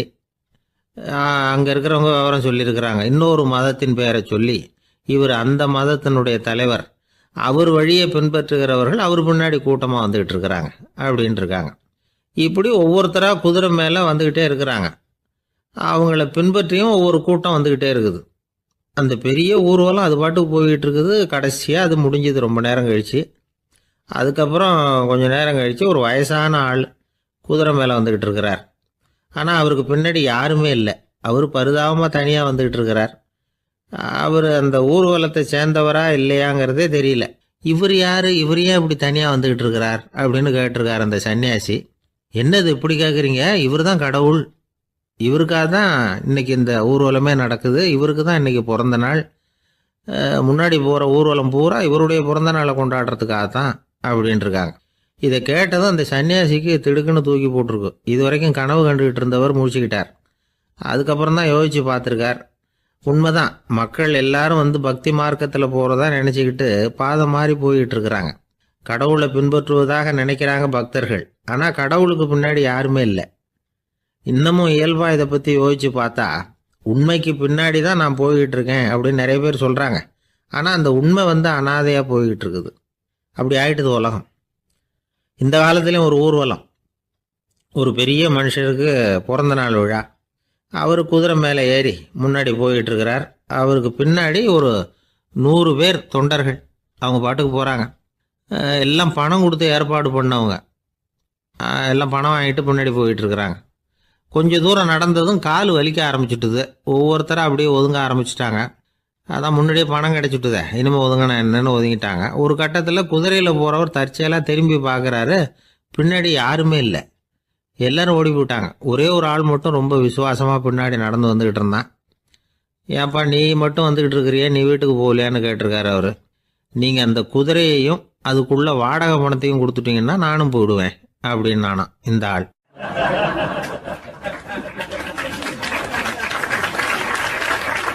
ஒரு ஊரில் ஒரு ஆள் இருந்தான். தையல் கடை வச்சுருந்தான். அவங்ககிட்ட ஒருத்தன் ஒரு சட்டை துணி எடுத்து கொடுத்து தைக்க சொல்லியிருந்தான். வர்ற சனிக்கிழமை வா வந்து வாங்கிட்டு போ அப்படின்னு அவன் சொல்லியிருந்தான். அதே மாதிரி இவன் வந்தான். அவன் தச்சு வச்சிருந்த சட்டையை கொடுத்தான். இவன் வாங்கி அங்கேயே போட்டு பார்த்தான். கை நீளம் ஒன்றுக்கு ஒன்று வித்தியாசமாக இருந்தது. வலது கை இடது பக்கத்தை விட நீளம் குறைச்சலாக இருந்தது. அவன் முணுமுணுக்க ஆரம்பிச்சுட்டான். என்ன இது இப்படி தைச்சுட்டியேன்னு.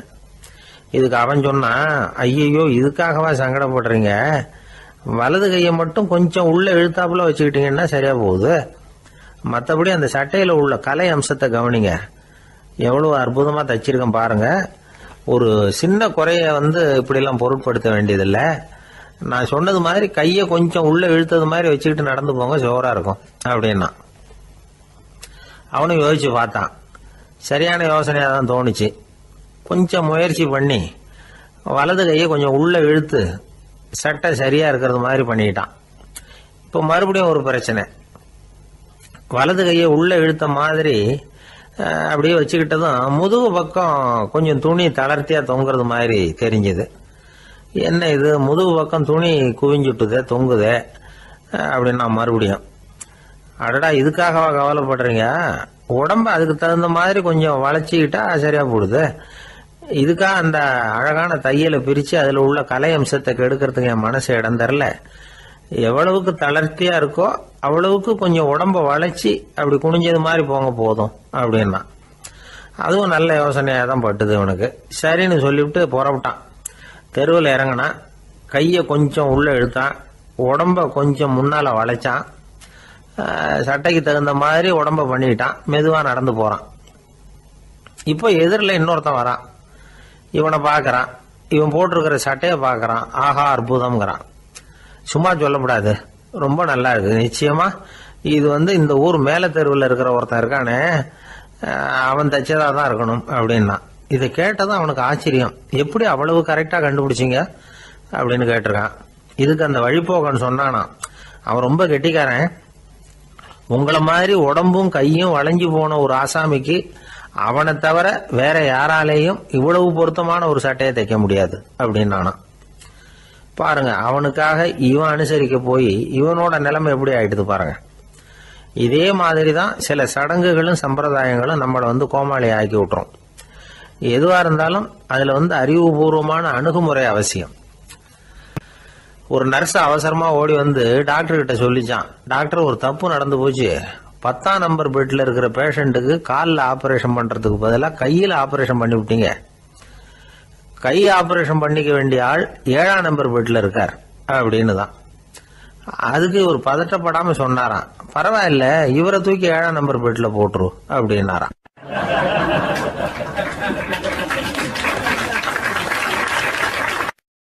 ஒரு ஊர்ல ஒருத்தர் இருந்தார், ரொம்ப நல்லவர். யாருக்காவது ஏதாவது கொடுத்துக்கிட்டே இருப்பார், கொடையாளி. தினமும் யாராவது ஒருத்தருக்கு ஏதாவது கொடுக்கலன்னா அவருக்கு தூக்கம் வராது, அப்படி ஒரு பழக்கம். அது மட்டும் இல்லை, அவர் கொடுக்கறது அடுத்தவங்களுக்கு தெரியாது, அவ்வளவு ரகசியமா அதை கொடுப்பார். வலது கை கொடுக்கறது இடது கைக்கு தெரியக்கூடாதுன்னு சொல்லுவாங்கல்ல, அது மாதிரி அவர். ஒரு நாள் ராத்திரி அவர் ஏற்கனவே தயாரா கட்டி வச்சிருந்த பணம் முடிச்ச கையில் எடுத்துக்கிட்டு வீட்டை விட்டு வெளியில வந்தார். தெருவில் இறங்கி நடந்தார். இன்னைக்கு யாருக்கு தர்மம் செய்யறது அப்படின்னு யோசனை பண்ணிட்டு இருட்டில் நடந்து வந்துகிட்டு இருக்கிறார். யாரோ ஒருத்தர் எதிரில் வர்றது மாதிரி தெரிஞ்சுது. உடனே அவர் கிட்ட போனார். தன்கிட்ட இருந்த பணம் முடிச்சு அவசரமா அவர் கையில திணிச்சுட்டு திரும்பி வந்துட்டார்.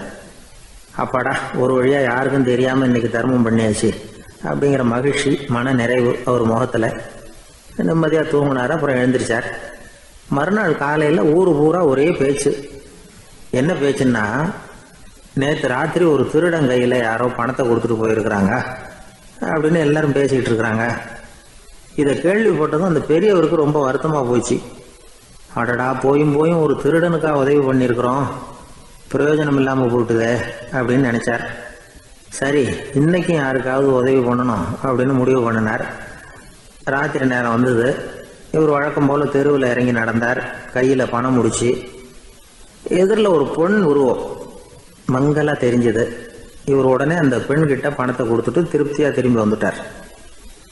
மறுநாள் காலையில ஊர் பூரா என்ன பேசிக்கிட்டாங்க தெரியுமா? நேற்று ராத்திரி நெறி தவறி நடக்கிற ஒரு பெண்ணின் கையில யாரோ பணத்தை வச்சுட்டு போயிருக்கிறாங்க அப்படின்னு எல்லாரும் பேசிக்கிறாங்க. அடடா, இன்னைக்கும் தவறுதலா நடந்து போச்சு அப்படின்னு ஒரு வருத்தப்பட்டார். இருக்கட்டும், இன்னைக்கும் ஏதாவது தர்மம் பண்ணுவோம் அப்படின்னு நினைச்சுக்கிட்டாரு. 3வது நாள் ராத்திரியும் புறப்பட்டார். இப்பவும் எதிரில் ஒருத்தர் வந்தார். இவர் பணத்தை கொடுத்தார், திரும்பி வந்துட்டார். மறுநாள் மக்கள் என்ன பேசிக்கிட்டாங்கன்னா, நேற்று ராத்திரி ஒரு செல்வந்தர் கையில யாரோ பணத்தை கொடுத்துட்டு போயிருக்கிறாங்க அப்படின்னு பேசிக்கிட்டாங்களாம். அவருக்கு ரொம்ப வருத்தமா போட்டுது. என்ன இது, தினம் இப்படி ஆகிட்டு இருக்குதே அப்படின்னு நினைச்சுக்கிட்டே படுத்து தூங்கினார். அன்னைக்கு ராத்திரி ஒரு கனவு. அந்த கனவுல இறைவன் வந்து சொன்னாராம், இதை பாருப்பா, நீ கொடுத்த தர்மம் வீணா போயிடல. உன்கிட்ட பணம் வாங்கின அந்த திருடன் திருந்திட்டான், அந்த பொண்ணும் திருந்திட்டா, அந்த செல்வந்தனும் கொடையாளி ஆயிட்டான், எல்லாருக்கும் உதவி பண்ண ஆரம்பிச்சுட்டான் அப்படின்னு சொன்னாராம். இந்த கதையை சொன்னவர் யாருன்னா நபிகள் நாயகம். இதுல உள்ள கருத்து என்னன்னா, நல்ல மனசோட தர்மம் பண்ணுனா அது வீணா போறதில்லை. இன்னொரு கருத்து, தர்மம் வந்து தன்னை மட்டுமல்ல அடுத்தவங்களையும் தீமையிலிருந்து காப்பாற்றும். இதுதான் நாம புரிஞ்சுக்க வேண்டியது. இந்த காலத்திலயும் இது மாதிரி சில சம்பவங்கள் நடக்கிறது உண்டு. ஒரு பெரியவர் இருட்டில் நடந்து வந்துகிட்டு இருந்தாரு. எதிரில் வந்த ஒருத்தன் வலுக்கட்டாயமா ஒரு கையை பிடிச்சி ஒரு பண முடிப்பை கொடுத்து வச்சுக்க சொல்லிவிட்டு விலகி போயிட்டான். பெரியவருக்கு ஆச்சரியம், இந்த காலத்திலயும் இப்படி வலது கை கொடுக்கறது இடது கைக்கு தெரியக்கூடாதுன்னு நினைக்கிற கொடையாளிகள் உண்டு போல இருக்கு அப்படின்னு யோசனை பண்ணிக்கிட்டே நடந்தார். கொஞ்ச தூரம் போயிருப்பாரு. அதுக்குள்ள அதே ஆள் திரும்பி வந்தான். கொடுத்த பண முடிப்பை திருப்பி கொடுங்க அப்படின்னு கேட்டு வாங்கிட்டான். இவருக்கு ஒன்றும் புரியல. ஏன் இப்படி பண்றேன்னார். அது ஒன்றும் இல்லைங்க, கொஞ்ச நேரம் இதை உங்ககிட்ட கொடுத்து வச்சிருந்தேன், அவ்வளவுதான் அப்படின்னா. ஏன்னு கேட்டார். என்னை பின்னாடி போலீஸ் தேடிக்கிட்டு வந்துகிட்டு இருக்குது, அதுதான் அப்படி பண்ணேன், இப்போ போயிட்டுது, இனிமே ஒன்றும் பயம் இல்லை அப்படின்னு சொல்லிவிட்டு அவன் பாட்டுக்கு நடந்து போறான்.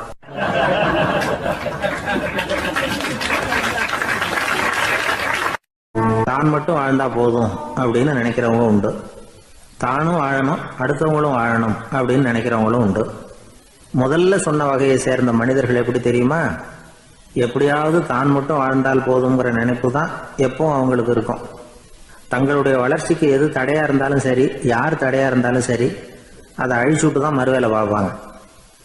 அவங்கெல்லாம் பாவ காரியங்களுக்கு தயங்குறதே இல்லை. அப்படிப்பட்ட வாழ்க்கை அவங்களுக்கே இடைஞ்சல அமைஞ்சு விடுறது உண்டு. அதை விளக்கறதுக்கு ஒரு கதையும் உண்டு.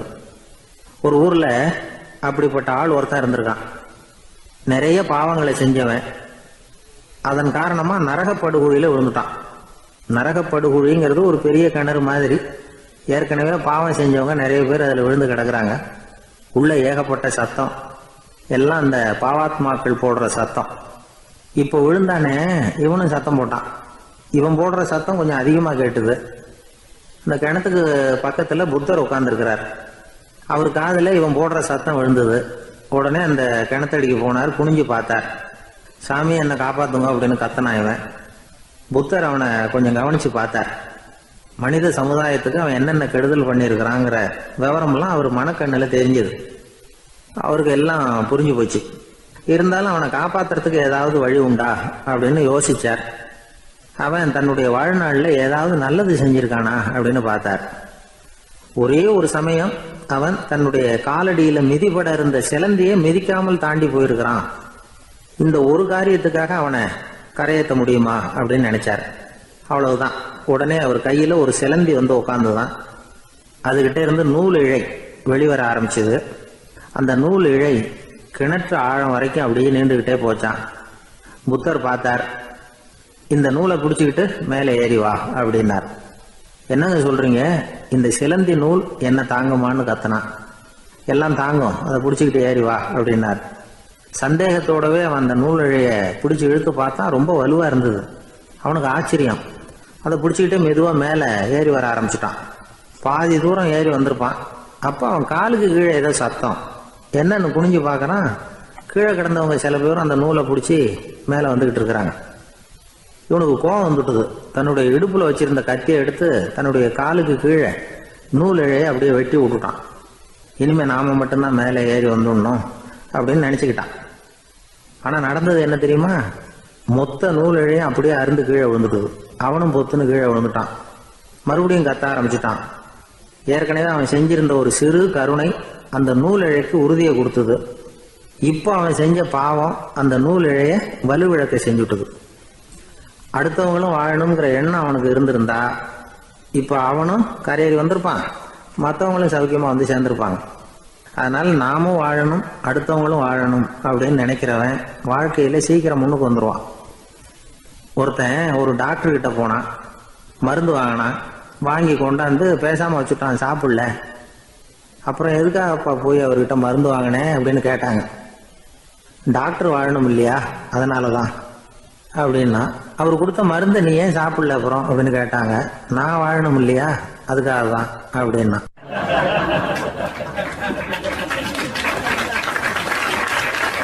அவர் ஒரு பெரிய குடும்பத்துல பிறந்தவர். இருக்கிற சொத்துக்கள் எல்லாத்தையும் வாரி வழங்கி விட்டு காட்டுக்கு புறப்பட்டார் தவம் செய்யறதுக்காக. இருந்தது ஊராவும் கொடுத்துட்டார். இனிமே எதுவுமே இல்லை கொடுக்கறதுக்கு. அப்போ கடைசியா ஒருத்தன் வந்து கையை நீட்டினானா, ஐயா ஏதாவது கொடுங்கன்னு இருக்கான். அவர் பார்த்தார். கட்டி இருக்கிற வேட்டியை தவிர வேற எதுவுமே இல்லை. 8 முழம் பட்டு வேட்டி ஜரிகை கரையோடு இருக்குது. கடைசியா அதை தான் எடுத்துக்கிட்டு அவர் புறப்பட்டு இருக்கார். அவர் பார்த்தார், எதிரில் அவன் பரிதாபமா நின்றுட்டு இருக்கிறான். அந்த 8 முழ வேட்டியை 2ஆ கிழிச்சார். 4 முழத்தை அவங்ககிட்ட கொடுத்தாரு. மீதி 4 முழத்தை தன்னுடைய இடுப்புல கட்டிட்டு அவர் காட்டுக்கு போயிட்டார். இவன் என்ன பண்ணான் தெரியுமா? கையில கிடைச்ச 4 முழத்தை எடுத்துக்கிட்டு கடை வீதிக்கு போனான். பழைய பட்டு வேட்டி ஜருகை இதெல்லாம் விலைக்கு வாங்குற வணிகர் ஒருத்தர் இருக்கார். அவர்கிட்ட போனான். இதை விலைக்கு எடுத்துக்கிறீங்களா அப்படின்னு கேட்டிருக்கான். அவர் வாங்கி பார்த்துருக்கார்.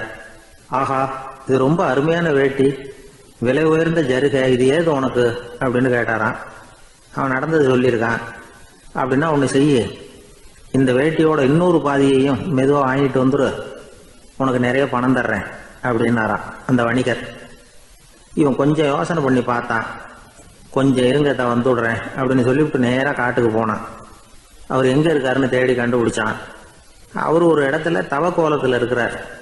கட்டியிருந்த இடவேட்டியும் அவர் அறியாமல் நழுவி கீழே விழுந்து கிடக்குது. இவனுக்கு ரொம்ப வசதியாக போச்சு. அவரை கேட்க வேண்டிய அவசியமே இல்லை. மெதுவாக சத்தம் போடாமல் அடி மேலே அடி வச்சு நெருங்கினான். அவர் கண்ணை மூடிக்கிட்டு அவர் பாட்டு நின்றுட்டு இருக்கிறார். இவன் மெதுவாக போய் கீழே கிடந்த அந்த துணியை எடுத்துக்கிட்டு சத்தம் போடாமல் திரும்பி நடந்தான். ஒரு 2-3 அடி எடுத்து வச்சிருப்பான். அப்படி ஓட ஆரம்பிக்கிற சமயத்தில் அவன் காலில் கீழே கிடந்த முள்ளு ஒன்று நறுக்குன்னு தச்சு விட்டுது. வலி தாங்க முடியாமல் அம்மான்னு கத்திருக்கான். இந்த சத்தத்தினால கண்ணை மூடி நின்றுகிட்டு இருந்த அவரோட தவம் கலைஞ்சது. மெல்ல கண்ணை திறந்து பார்க்கிறார். தன் இடையில இருந்த வேட்டி அவன் கையில் இருக்கு. இப்போ அவர் நினைக்கிறார், என்ன நினைக்கிறாருன்னா, இந்த வேட்டி மீது நான் வைத்த ஆசையல்லவா அவனை திருடனாக ஆக்கி விட்டது அப்படின்னு நினைச்சாராம். இந்த வேட்டி மேல நாம வச்ச ஆசை அவனை திருடும்படி ஆக்கி விட்டதே அப்படின்னு நினைச்சாராம். இது எப்பேற்பட்ட மனநிலை அப்படிங்கிறத கொஞ்சம் யோசனை பண்ணி பாருங்க. தான் ஒரு பொருள் மேல வச்ச பற்று இன்னொரு மனிதன் திருடனாக ஆகிறதுக்கு காரணம் ஆயிட்டுதேன்னு நினைக்கிறார். அப்படி நினைச்ச அந்த பெரியவர் யார் தெரியுமா? அவர் தான் மகாவீரர். இழந்துட்டேங்கிறிய, நீ என்னத்தை கொண்டுகிட்டு வந்த எங்க இழந்துடுறதுக்கு? நீ என்னத்தை உண்டாக்குன இது அழிஞ்சுட்டுதுன்னு சொல்றதுக்கு? இதுதான் அவருடைய சிந்தனை. இன்றைக்கு நம்ம சிந்தனையெல்லாம் வேற மாதிரி இருக்குது. ஒருத்தன் நடுத்தருவில் உட்காந்து அழுதுகிட்டு இருந்தான். அந்த வழியா வந்தவர் ஒருத்தர், ஏன்பா அழறேன்னு கேட்டாராம். 5 ரூபா சார், இந்த இடத்துல விழுந்துட்டுது, ரொம்ப நேரமா தேடுறேன், கிடைக்காது போல இருக்கு அப்படின்னு சொல்லிவிட்டு அழறான். எப்போ தொலைஞ்சதுன்னு கேட்டாராம் அவரு. அது எனக்கு தெரியாது சார், பணத்தை தொலைச்சவன் தேடி பார்த்துட்டு போயிட்டான், நான் அவனுக்கு பின்னாடி தேட வந்தவன் அப்படின்னு நானா இவன்.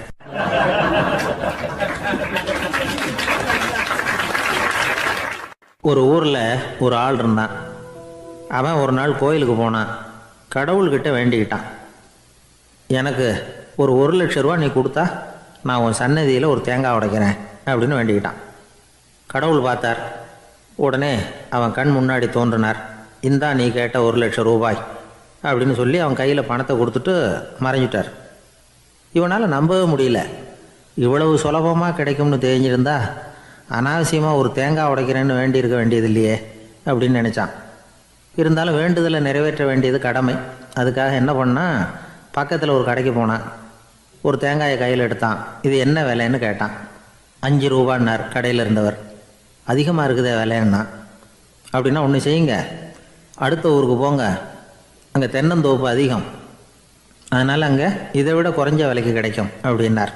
சரின்னு அடுத்த ஊருக்கு கிளம்புனான். அங்கே போய் விசாரித்தான். ஒரு தேங்காய் 3 ரூபாய் விலைன்னாங்க. இதுவும் அதிகமாக தெரியுதேன்னா. அப்படின்னா ஒன்று செய்ய, அதோ அந்த ஆற்று ஓரமாக ஒரு தென்னை மரம் இருக்கு பார், அதில் நீயே ஏறி பறிச்சுக்கோ, ஒரு தேங்காய்க்கு 1 ரூபா கொடுத்தா போதும் அப்படின்னார் அந்த தோப்புக்கு சொந்தக்காரரு. இவனுக்கு மரம் ஏற தெரியாது, இருந்தாலும் ஆசை யாரை விட்டுது, விலை சல்லிசாக இருக்குதே. ஆற்று ஓரம் போனால் தட்டு தடுமாறி அந்த மரத்தில் ஏறினா அந்த தென்னை மரம் வளைஞ்சி ஆற்று பக்கம் போய் அப்புறம் நிமிர்ந்து இருந்தது. அதாவது மரத்தின் உச்சி சரியாக ஆற்றுக்கு நடுவில் இருந்தது. ஆற்றுல வெள்ளம் கரைபுரண்டு ஓடிக்கிட்டு இருக்கு. இவன் கடவுள் கொடுத்த 1,00,000 ரூபாயை மடியில் வச்சு இறுக்கி கட்டிக்கிட்டான். உச்சிக்கு போய் காய் பறிக்கிற சமயத்தில் காற்று மழையும் பலமாக கலந்து அடிக்க ஆரம்பிச்சுட்டுது. கால் வழுக்கி விட்டுட்டுது. இவன் சடார்னு ஒரு தென்னை மட்டையை பிடிச்சிக்கிட்டு தொங்க ஆரம்பிச்சிட்டான். கீழே பயங்கரமான வெள்ளம், மடியில் 1,00,000 ரூபா பணம், என்ன செய்கிறதுன்னு தவிக்கிறான். இந்த சமயம் கரையில் ஒரு யானை பாகன் யானையை குளிப்பாட்டிக்கிட்டு இருக்கிறான். அது அவன் கண்ணில் பட்டுது. ஐயா ஒரு உதவின்னு கத்துனான். அவன் என்ன செய்யணும்னு கேட்டான். உன் யானையை மெதுவாக இங்கே அழைச்சிட்டு வா, எனக்கு நேராக கீழே நிறுத்து, என் காலை பிடிச்சி மெதுவாக கீழே இறக்கி விட்டுரு, என் மடியில் இருக்கிற பணத்தில் உனக்கு 10,000 ரூபா தரேன் அப்படின்னா. அவன் பார்த்தான். காலை கையை பிடிச்சா கூட எவனும் இந்த காலத்தில் 10 ரூபாய்க்கு மேலே தரமாட்டேங்கிறான், இவன் காலை பிடிச்சா 10,000 தர்றேங்கிறான் அப்படின்னு யோசனை பண்ணான். உடனே யானையை கொண்டுட்டு போனான். அவனுக்கு நேராக கீழே நிறுத்தினான். அவன் காலை பிடிச்சான். அவ்வளவுதான். அந்த நேரம் பார்த்து யானை மெதுவாக நடந்து அப்பால் போட்டுது. இப்போ யானை பாகன் அவன் காலை கெட்டியாக பிடிச்சிக்கிட்டு தொங்குறான். பரிதாபமாக மேலே பார்க்குறான். அவன் மட்டையை பிடிச்சிக்கிட்டு தொங்குறான். இப்போ யானை பாகன் சொல்கிறான், தம்பி மட்டையை விட்டுறாத, கெட்டியாக பிடிச்சிக்கோ, நான் உனக்கு 10,000 ரூபா தரேன், இதோ மடியில் தான் வச்சுருக்கேன்னா. மேலே தொங்குறவனுக்கு இந்த நிலைமையிலேயும் ஒரு சந்தோஷம், மேற்கொண்டு ஒரு 10,000 ரூபா நமக்கு கிடைக்கும் போல இருக்கே அப்படின்னு. இந்த சமயத்தில் ஒருத்தன் ஒட்டகத்தை ஓட்டிகிட்டு வந்தான் அந்த பக்கமாக குளிப்பாட்டுறதுக்கு. யானை பாகம் பார்த்துட்டான். ஐயா ஒட்டகக்காரரே, அதை இங்கே கொண்டுட்டு வா, எங்கள் காலை பிடிச்சி பத்திரமா இறக்கி விடு, நாங்கள் பணம் கொடுக்குறோம்னா. அவனும் பணத்துக்கு ஆசைப்பட்டு வந்தான். அவன் காலை பிடிக்கிற சமயம் ஒட்டகமும் நழுவி போட்டுது. இப்போ 3 பேருமே வரிசையாக தொங்குறாங்க. ஒட்டகக்காரன் கத்துறான், தம்பி மட்டையை விட்டுறாத, கெட்டியாக பிடிச்சிக்கோ, நான் என் மடியில் இருக்கிற 5,000 உனக்கு தந்துடுறேன்னா. மேலே தொங்குறவனுக்கு இன்னமும் சந்தோஷம், இவனும் பணம் தர்றேங்கிறான். அப்படின்னா இன்றைக்கி நமக்கு மொத்த பண வரவு எவ்வளவு அப்படின்னு ஒவ்வொன்றா கூட்டி பார்க்க ஆரம்பித்தான். மனக்கணக்கு சரியாக வரல. அதனால் அப்படியே விரலை விட்டு எண்ண ஆரம்பித்தான். அவ்வளவுதான். மட்டையை விட்டுட்டு கை நழுவி வந்துட்டுது. 3 பேரும் பொத்துன்னு ஆற்றுல விழுந்தாங்க. படாத பாடுபட்டு தட்டு தடுமாறி கரைக்கு வந்து சேர்ந்தாங்க. 3 பேர் மடியில் இருந்த பணமும் ஆத்தோட போட்டுது. பேராசை பெருநஷ்டம் அப்படின்னு ஒரு பழமொழி இருக்குல்ல, அதை விளக்கறதுக்காக சொல்லப்பட்ட கதை இது. இந்த காலத்தில் ஒருத்தர் ஒரு நீச்சல் குளத்தில் நீச்சல் அடிச்சுக்கிட்டு இருக்கிறார். காவலுக்கு இருந்தவர் அதை கவனிச்சுட்டார். கரையிலேருந்து சத்தம் போட்டாராம், இதோ பாருங்க, இங்கே ராத்திரி 8 மணிக்கு மேலே நீச்சல் அடிக்கிறது சட்டப்படி குற்றம், அதுக்கு அனுமதி கிடையாது, தெரியாதா உங்களுக்கு அப்படின்னாராம். இதுக்கு அவர், ஐயையோ நான் நீச்சல் அடிக்க வந்தவன் இல்லைங்க, சும்மா சுற்றி பார்க்க வந்தவன், தடுமாறி குளத்தில் விழுந்துட்டேன், நீச்சல் தெரியாது, அதனால் தத்தளிச்சுக்கிட்டு இருக்கிறேன் அப்படின்னு கத்துனாராம். கரையில் இருந்தவர் பார்த்தார், ஓ அப்படின்னா சரி, அதுக்கு ஒன்றும் தடை இல்லை அப்படின்னு சொல்லிவிட்டு அவர் பாட்டு நடந்து போயிட்டாராம்.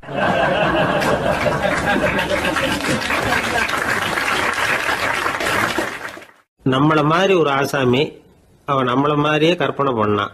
அதாவது நாம தான் இந்த உலகத்துல ரொம்பவும் கஷ்டப்படுறோம், மற்றவங்க எல்லாம் சந்தோஷமா இருக்கிறாங்க அப்படின்னு அவன் நினைச்சுக்கிட்டான். அவன் ஒரு நாள் கடவுளை வேண்டிக்கிட்டானான், சுவாமி, இந்த உலகத்துல எவ்வளவோ பேர் இருக்கிறாங்க, ஒவ்வொருத்தருக்கும் ஒவ்வொரு விதமான கஷ்டம் இருக்கலாம், ஒத்துக்கிறேன், இருந்தாலும் எனக்கு அது கொஞ்சம் அதிகமா இருக்கிறது மாதிரி தெரியுது, அதனால நீங்க எனக்காக ஒரு சின்ன உதவி செஞ்சா போதும். அது வேற ஒண்ணும் இல்லை, என்கிட்ட இருக்கிற துயரங்களை இன்னொருத்தர் யாருக்கிட்டையாவது கொடுத்துருங்க, அவர்கிட்ட இருக்கிற துயரங்களை என்கிட்ட மாத்தி கொடுத்துருங்க, ஒரு மியூச்சுவல் டிரான்ஸ்ஃபர், அவ்வளவுதான், அப்படி பண்ணிவிட்டா போதும் அப்படின்னு வேண்டிக்கிட்டானான். அன்னைக்கு ராத்திரியே அவன் ஒரு கனவு கண்டிருக்கான். வானத்திலிருந்து ஒரு குரல் கேட்டிருக்கு. அது என்ன சொல்லிச்சு தெரியுமா? ஏ ஜனங்களே, எல்லாரும் அவங்கவுங்க கஷ்டங்களை ஒரு பையில போட்டு எடுத்துக்குங்க, அப்படி எடுத்துக்கிட்டு நேரா இந்த ஊர் எல்லையில இருக்கிற கோயிலுக்கு வந்து சேருங்க அப்படின்னு அந்த குரல். ஆஹா, கடவுள் நம்ம பிரார்த்தனைக்கு செவி சாய்ச்சுட்டார் அப்படின்னு சந்தோஷப்பட்டான் இவன். உடனே என்ன பண்ணா, தன்கிட்ட இருந்த கஷ்டத்தையெல்லாம் ஒரு சாக்கு பையில போட்டு எடுத்துக்கிட்டான். வீட்டை விட்டு வெளியில வந்தான். தெருவில் இறங்கி நடக்கிறான். அங்க பார்த்தா ஏகப்பட்ட பேர் ஆளுக்கு ஒரு பைய தூக்கிக்கிட்டு கோயிலுக்கு போயிட்டு இருக்கிறாங்க. சில பேர் மூட்டையா கட்டி தலையில சுமந்துக்கிட்டு போயிட்டு இருக்கிறாங்க. இவன் பார்த்தான். இவனுக்கு ரொம்ப ஆச்சரியமா இருந்தது. ஏன்னா எல்லாரும் வச்சிருக்கிற பை இவன் பைய விட பெருசா இருந்தது. இவன் பை தான் இருக்கிறதுலயே கொஞ்சம் சின்னதா தெரிஞ்சது. இப்ப அவன் மறுபடியும் சாமியை வேண்டிக்கிட்டான், கடவுளே, இப்ப உள்ள சூழ்நிலையை கவனிச்சா என்கிட்ட இருக்கிற பைய பரவாயில்லன்னு தோணுது, அதனால வேற பை எதையும் மாத்த வேணாம், இதுவே பரவாயில்ல, இந்த பையோட திரும்பி வீட்டுக்கு போனா போதும்னு நினைக்கிறேன் அப்படின்னு ஏதோ நினைக்க ஆரம்பிச்சுட்டான் அவன். எல்லாரும் கோயிலுக்கு போய் சேர்ந்தாங்க. கோயில்ல அந்த குரல் மறுபடியும் கேட்டுது. எல்லாரும் அவங்கவுங்க பைகளை சோகத்துல தொங்க விடுங்க, திடீர்னு விளக்குகள் அணையும், மணி அடிக்கப்படும், அதுதான் அடையாளம். அந்த சமயத்துல இருட்டுல உங்களுக்கு வேண்டிய பைய நீங்க மாத்தி எடுத்துக்கலாம், தேர்ந்தெடுத்துக்கலாம். வெளிச்சம் இருக்கிறப்பவே உங்களுக்கு பிடிச்ச பைக்கு பக்கமா பார்த்து நீங்க நின்னுக்கலாம் அப்படின்னு சொல்லி விவரம் சொல்லிச்சான் அந்த குரல். அப்படி சொன்னதுக்கு அப்புறம் திடீர்னு விளக்கு அணைஞ்சுது, மணி அடிச்சுது. கொஞ்ச நேரம் கழிச்சு மறுபடியும் விளக்குகள்லாம் எரிஞ்சுது. இப்போ பார்த்தா எல்லாரும் அவங்கவுங்க பையையே கெட்டியா பிடிச்சிட்டு நிக்கிறாங்க. இவனும் அப்படியே நிக்கிறான். இவன் மெதுவா பக்கத்துல நிக்கிறவங்க கிட்ட கேட்டானா, ஏன் நீங்க பைய கையிலேயே வச்சிருக்கிறீங்க, செவுத்துல மாட்டலையா அப்படின்னு கேட்டிருக்கான். இல்லப்பா, நீ ஏன் கையிலேயே வச்சிருக்கிறியோ அதே காரணத்துக்காக தான் நாங்களும் வச்சிருக்கிறோம். நம்ம கவலைகளை பத்தி நமக்கு ஓரளவுக்காவது தெரியும், ஆனா மற்றவங்க கவலைகள் நமக்கு பரிச்சயம் இல்லாதவை, பழக்கம் இல்லாதது. அதனால நமக்கு தெரிஞ்ச கவலைகளை சமாளிக்கிறது சுலபம். தெரியாததை சமாளிக்கணும்னா மறுபடியும் ஆரம்பத்துல இருந்து ஆரம்பிக்கணும். அதனால பழைய நண்பர்களோட வாழறது தான் மேல் அப்படின்னு ஆனான். அதுக்கப்புறம் அவன் தன்னோட பைய போதும்னு வீட்டுக்கு திரும்பி வந்துட்டானான். இது ஒரு பெரியவர் சொல்லி இருக்கிற கதை. அதனால நம்ம கிட்ட இருக்கிற கஷ்டங்கள் தான் பெருசு, அதை இன்னொருத்தங்கிட்ட கொடுத்துட்டு மாத்திக்கலாம் அப்படின்னு நினைக்கிறது தப்பு. இதே மாதிரி இன்னொரு சம்பவம். ஒரு ஊர்ல ஒரு நாள் ராத்திரி ஆகாயத்தில இருந்து கடவுள் குரல் கேக்குது. இந்த ஊர்ல இருக்கிற ஜனங்கள்லாம் கொஞ்சம் கவனிங்க, உங்களுக்கு ஒரு செய்தி. அதாவது இங்க இருக்கிற ஜனங்கள்லயே கொஞ்சம் கூட கவலையே இல்லாத ஆள் யாருன்னு எனக்கு தெரியணும். அதனால எல்லாரும் அவங்க கவலைகளை ஒரு பையில போட்டு எடுத்துக்கிட்டு கோயிலுக்கு வாங்க அப்படின்னாரு கடவுள். உடனே வரிசையா எல்லாரும் வர ஆரம்பிச்சாங்க. எல்லார் கையிலயும் பை இருந்தது, சின்னதும் பெருசுமா. கவலையே இல்லாத ஆள் யாருன்னு தேடினார் கடவுள். ஒரே ஒரு ஆள் மட்டும் கையில எதுவும் இல்லாம வெறும் கையை வீசிக்கிட்டு ரொம்ப ஜாலியா நடந்து வந்துகிட்டு இருந்தான். கடவுள் அவங்க கிட்ட போனார். ஏன்பா உனக்கு கவலையே இல்லையா அப்படின்னு கேட்டார். எனக்கும் சில கவலைகள்லாம் உண்டு அப்படின்னானா அவன். எங்க அதெல்லாம்னு கேட்டிருக்காரு கடவுள். பின்னாடி லாரியில வந்துகிட்டு இருக்கு அப்படின்னானா அவன்.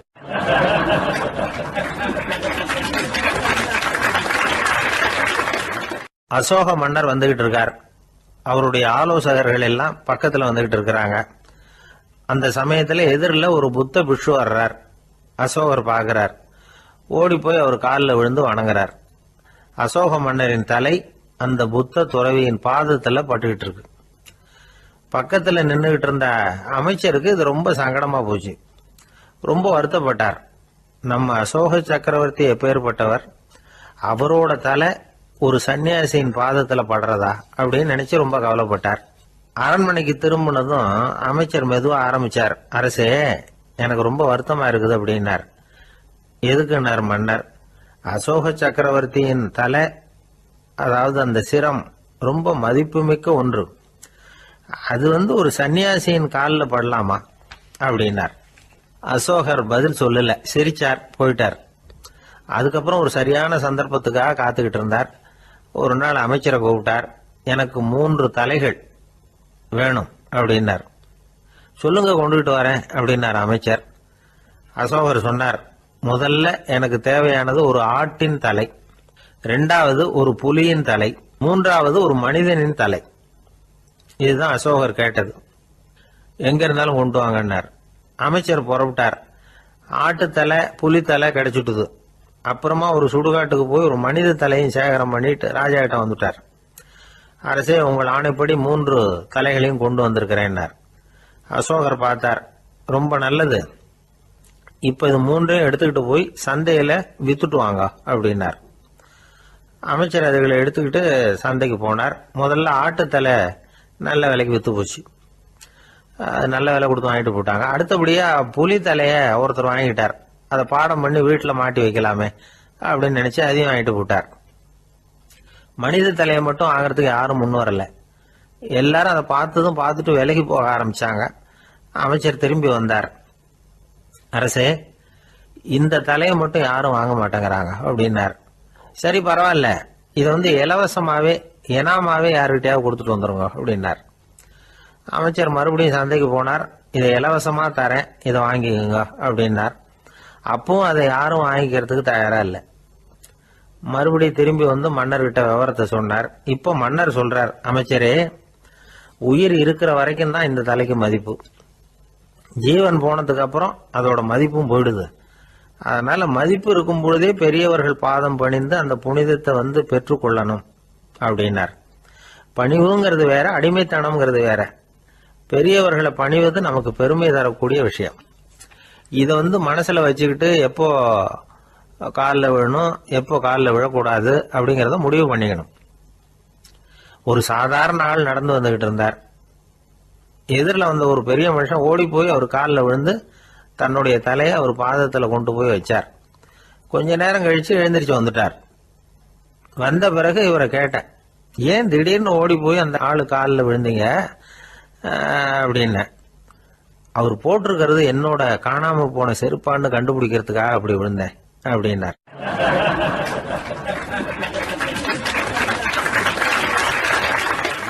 ஒரு காட்டுல ஒரு நரி இருந்தது. ஒரு நாள் காலை நேரம் அது தன்னுடைய இருப்பிடத்திலிருந்து வெளியில வந்தது. கொஞ்ச தூரம் நடந்து வந்தது. அப்பதான் அது தன்னோட நிழலை கவனிச்சு பார்த்தது. பார்த்தா அது ரொம்ப நீளமா பெருசா இருக்குது. காலை நேரத்துல நிழல் அப்படித்தானே இருக்கும். ஆனா அந்த நரிக்கு அந்த விஷயம் தெரியல. தன்னுடைய நீண்ட பெரிய நிழலை பார்த்து ஆச்சரியப்பட்டது. ஆஹா, நாம இவ்வளவு பெருசாவா இருக்கிறோம் அப்படின்னா என்னுடைய காலை சாப்பாட்டுக்கு ஒரு யானை இல்லைன்னா ஒரு ஒட்டகம் கிடைச்சாதான் சரியா இருக்கும் போல இருக்கு அப்படின்னு முடிவு பண்ணிக்கிட்டது. உடனே ஒரு யானை அல்லது ஒட்டகத்தை தேடி அலைஞ்சது, எங்க கிடைக்கும்னு. கிடைக்கவே இல்லை. மத்தியானம் 12 மணி ஆயிட்டுது. பசியோட அலையுது. இப்ப தன்னோட நிழலை பார்த்தது. அது மத்தியான நிழல் எப்படி இருக்கும், அது ரொம்பவும் குறுகி போய் தெரிஞ்சது. உடனே அந்த நரி என்ன நினைச்சுக்கிட்டு தான் தெரியுமா, காலை ஆகாரம் சாப்பிடாததுனால நம்ம உடம்பு இப்படி அழிச்சு போட்டுதே அப்படின்னு நினைச்சுக்கிட்டு தான். கொஞ்ச நேரம் கழிச்சு மறுபடியும் தன்னுடைய நிழலை பார்க்குது. அது இன்னமும் குறுகி போய் காலடியிலேயே வந்துட்டுது. அதுக்கு பயமா போயிடுது. ஐயோ இன்னும் கொஞ்ச நேரத்தில் நாம் இறந்துருவோம் போல இருக்க, இப்போ என்ன செய்யறது? இந்த சமயத்தில் ஒரு எறும்பு கிடைச்சா கூட போதும், அதை நம்ம காலை ஆகாரமாக நினச்சி சாப்பிட்டுள்ளாமே அப்படின்னு நினச்சிதான். நம்முடைய நிழல் கூட நம்மளை மாதிரியே தான் அடிக்கடி மாறிக்கிட்டே தான் இருக்குது. அது எப்பவும் ஒரே மாதிரி இருக்கிறது இல்லை. மனிதனுக்கு ஏற்படுகிற தன்முனைப்பு இருக்கு பாருங்க, ஈகோ, அது கூட ஒரு நிழல் மாதிரி தானா. அப்படி நினைக்க ஆரம்பிச்சுட்டா அதனால ஏதும் பிரச்சனை வராதான். தன்முனைப்பை நிழல் போலவே ஏற்றுக்கொள்ளுங்கள் அப்படிங்கிறது பெரியவங்க கருத்து. ஒரு காரியத்தை வெற்றிகரமா நல்ல விதமா செஞ்சு முடிக்கிறோம்னு வச்சுக்கோங்க, அந்த சமயத்துல ஒரு வித நுட்பமான தற்பெருமை நமக்குள்ள உண்டாகுது. இது இயற்கையானது, அதனால இது மேல பற்று வைக்கக்கூடாது. அப்படி வைக்க ஆரம்பிச்சுட்டா அந்த தற்பெருமை ஒரு நிரந்தர விருந்தாளியா நம்ம கிட்ட தங்கிக்கும். நம்ம நிழல் எப்படின்னு பாருங்க, நாம நடக்கும் பொழுது நம்ம பின்னாடியே வரும். தன்முனைப்பையும் அப்படியே நினைச்சுக்குங்க. நிழல் யாருக்கும் எந்த பிரச்சனையையும் உண்டாக்குறது இல்லை. ஆனா அந்த நிழலை கண்டே நாம பயப்பட ஆரம்பிச்சுட்டா நாம எதுலையும் வெற்றி காண முடியாது. நிழலோட சண்டை போடக்கூடாது. அது மாதிரி தன்முனைப்போடவும் நாம சண்டை போட வேண்டியதில்லை. இல்லாத ஒன்றோடு சண்டை போடுறது எப்படின்னா, அது இருட்டோட சண்டை போடுறது மாதிரி. நாம நிழல் கிடையாது, நம்ம கிட்ட இருக்கிற தன்முனைப்பு ஒரு நிழல். நம்ம நிழலையும் நமக்கு சமமா பார்க்குறோம் பாருங்க, அங்கதான் சிக்கலே ஆரம்பம். இப்போ நாம நடந்து போய்கிட்டு இருக்கிறோம், நம்ம நிழல் தரையில விழுது. யாரோ ஒருத்தர் நம்ம நிழல் மேல காலை வச்சு நடந்து போறார். உடனே அவர்கிட்ட சண்டைக்கா போறோம், ஏண்டா என் நிழலை மிதிச்ச அப்படின்னு. நமக்கு தெரியும் அது நிழல் தாங்கிறது. அவர் உங்க மேல நடக்கல, உங்களுடைய நிழல் மேலதான் நடக்கிறார். அது மாதிரி உங்க தன்முனைப்பின் மேல யாராவது நடந்தா உங்களை அவமானப்படுத்துறதா நினைக்கிறீங்க. காரணம், நாமளும் நம்ம தன்முனைப்பும் ஒண்ணுங்கிற நினைப்பு தான் காரணம், மற்றபடி வேற ஒன்றும் கிடையாது. நம்ம நிழல் மேல நடக்கிறவர் நம்மளை காயப்படுத்துறது இல்லை. தன்முனைப்பை வேண்டாத ஒன்னாவும் பார்க்க வேண்டியதில்லை. அது இயற்கை. நிழலை உங்க முன்னாடி வைக்க வேணாம், அது உங்க பின்னாடியே இருக்கட்டும். நிழலின் நிழலாகி விடாதீர்கள், நீங்கள் நீங்களாகவே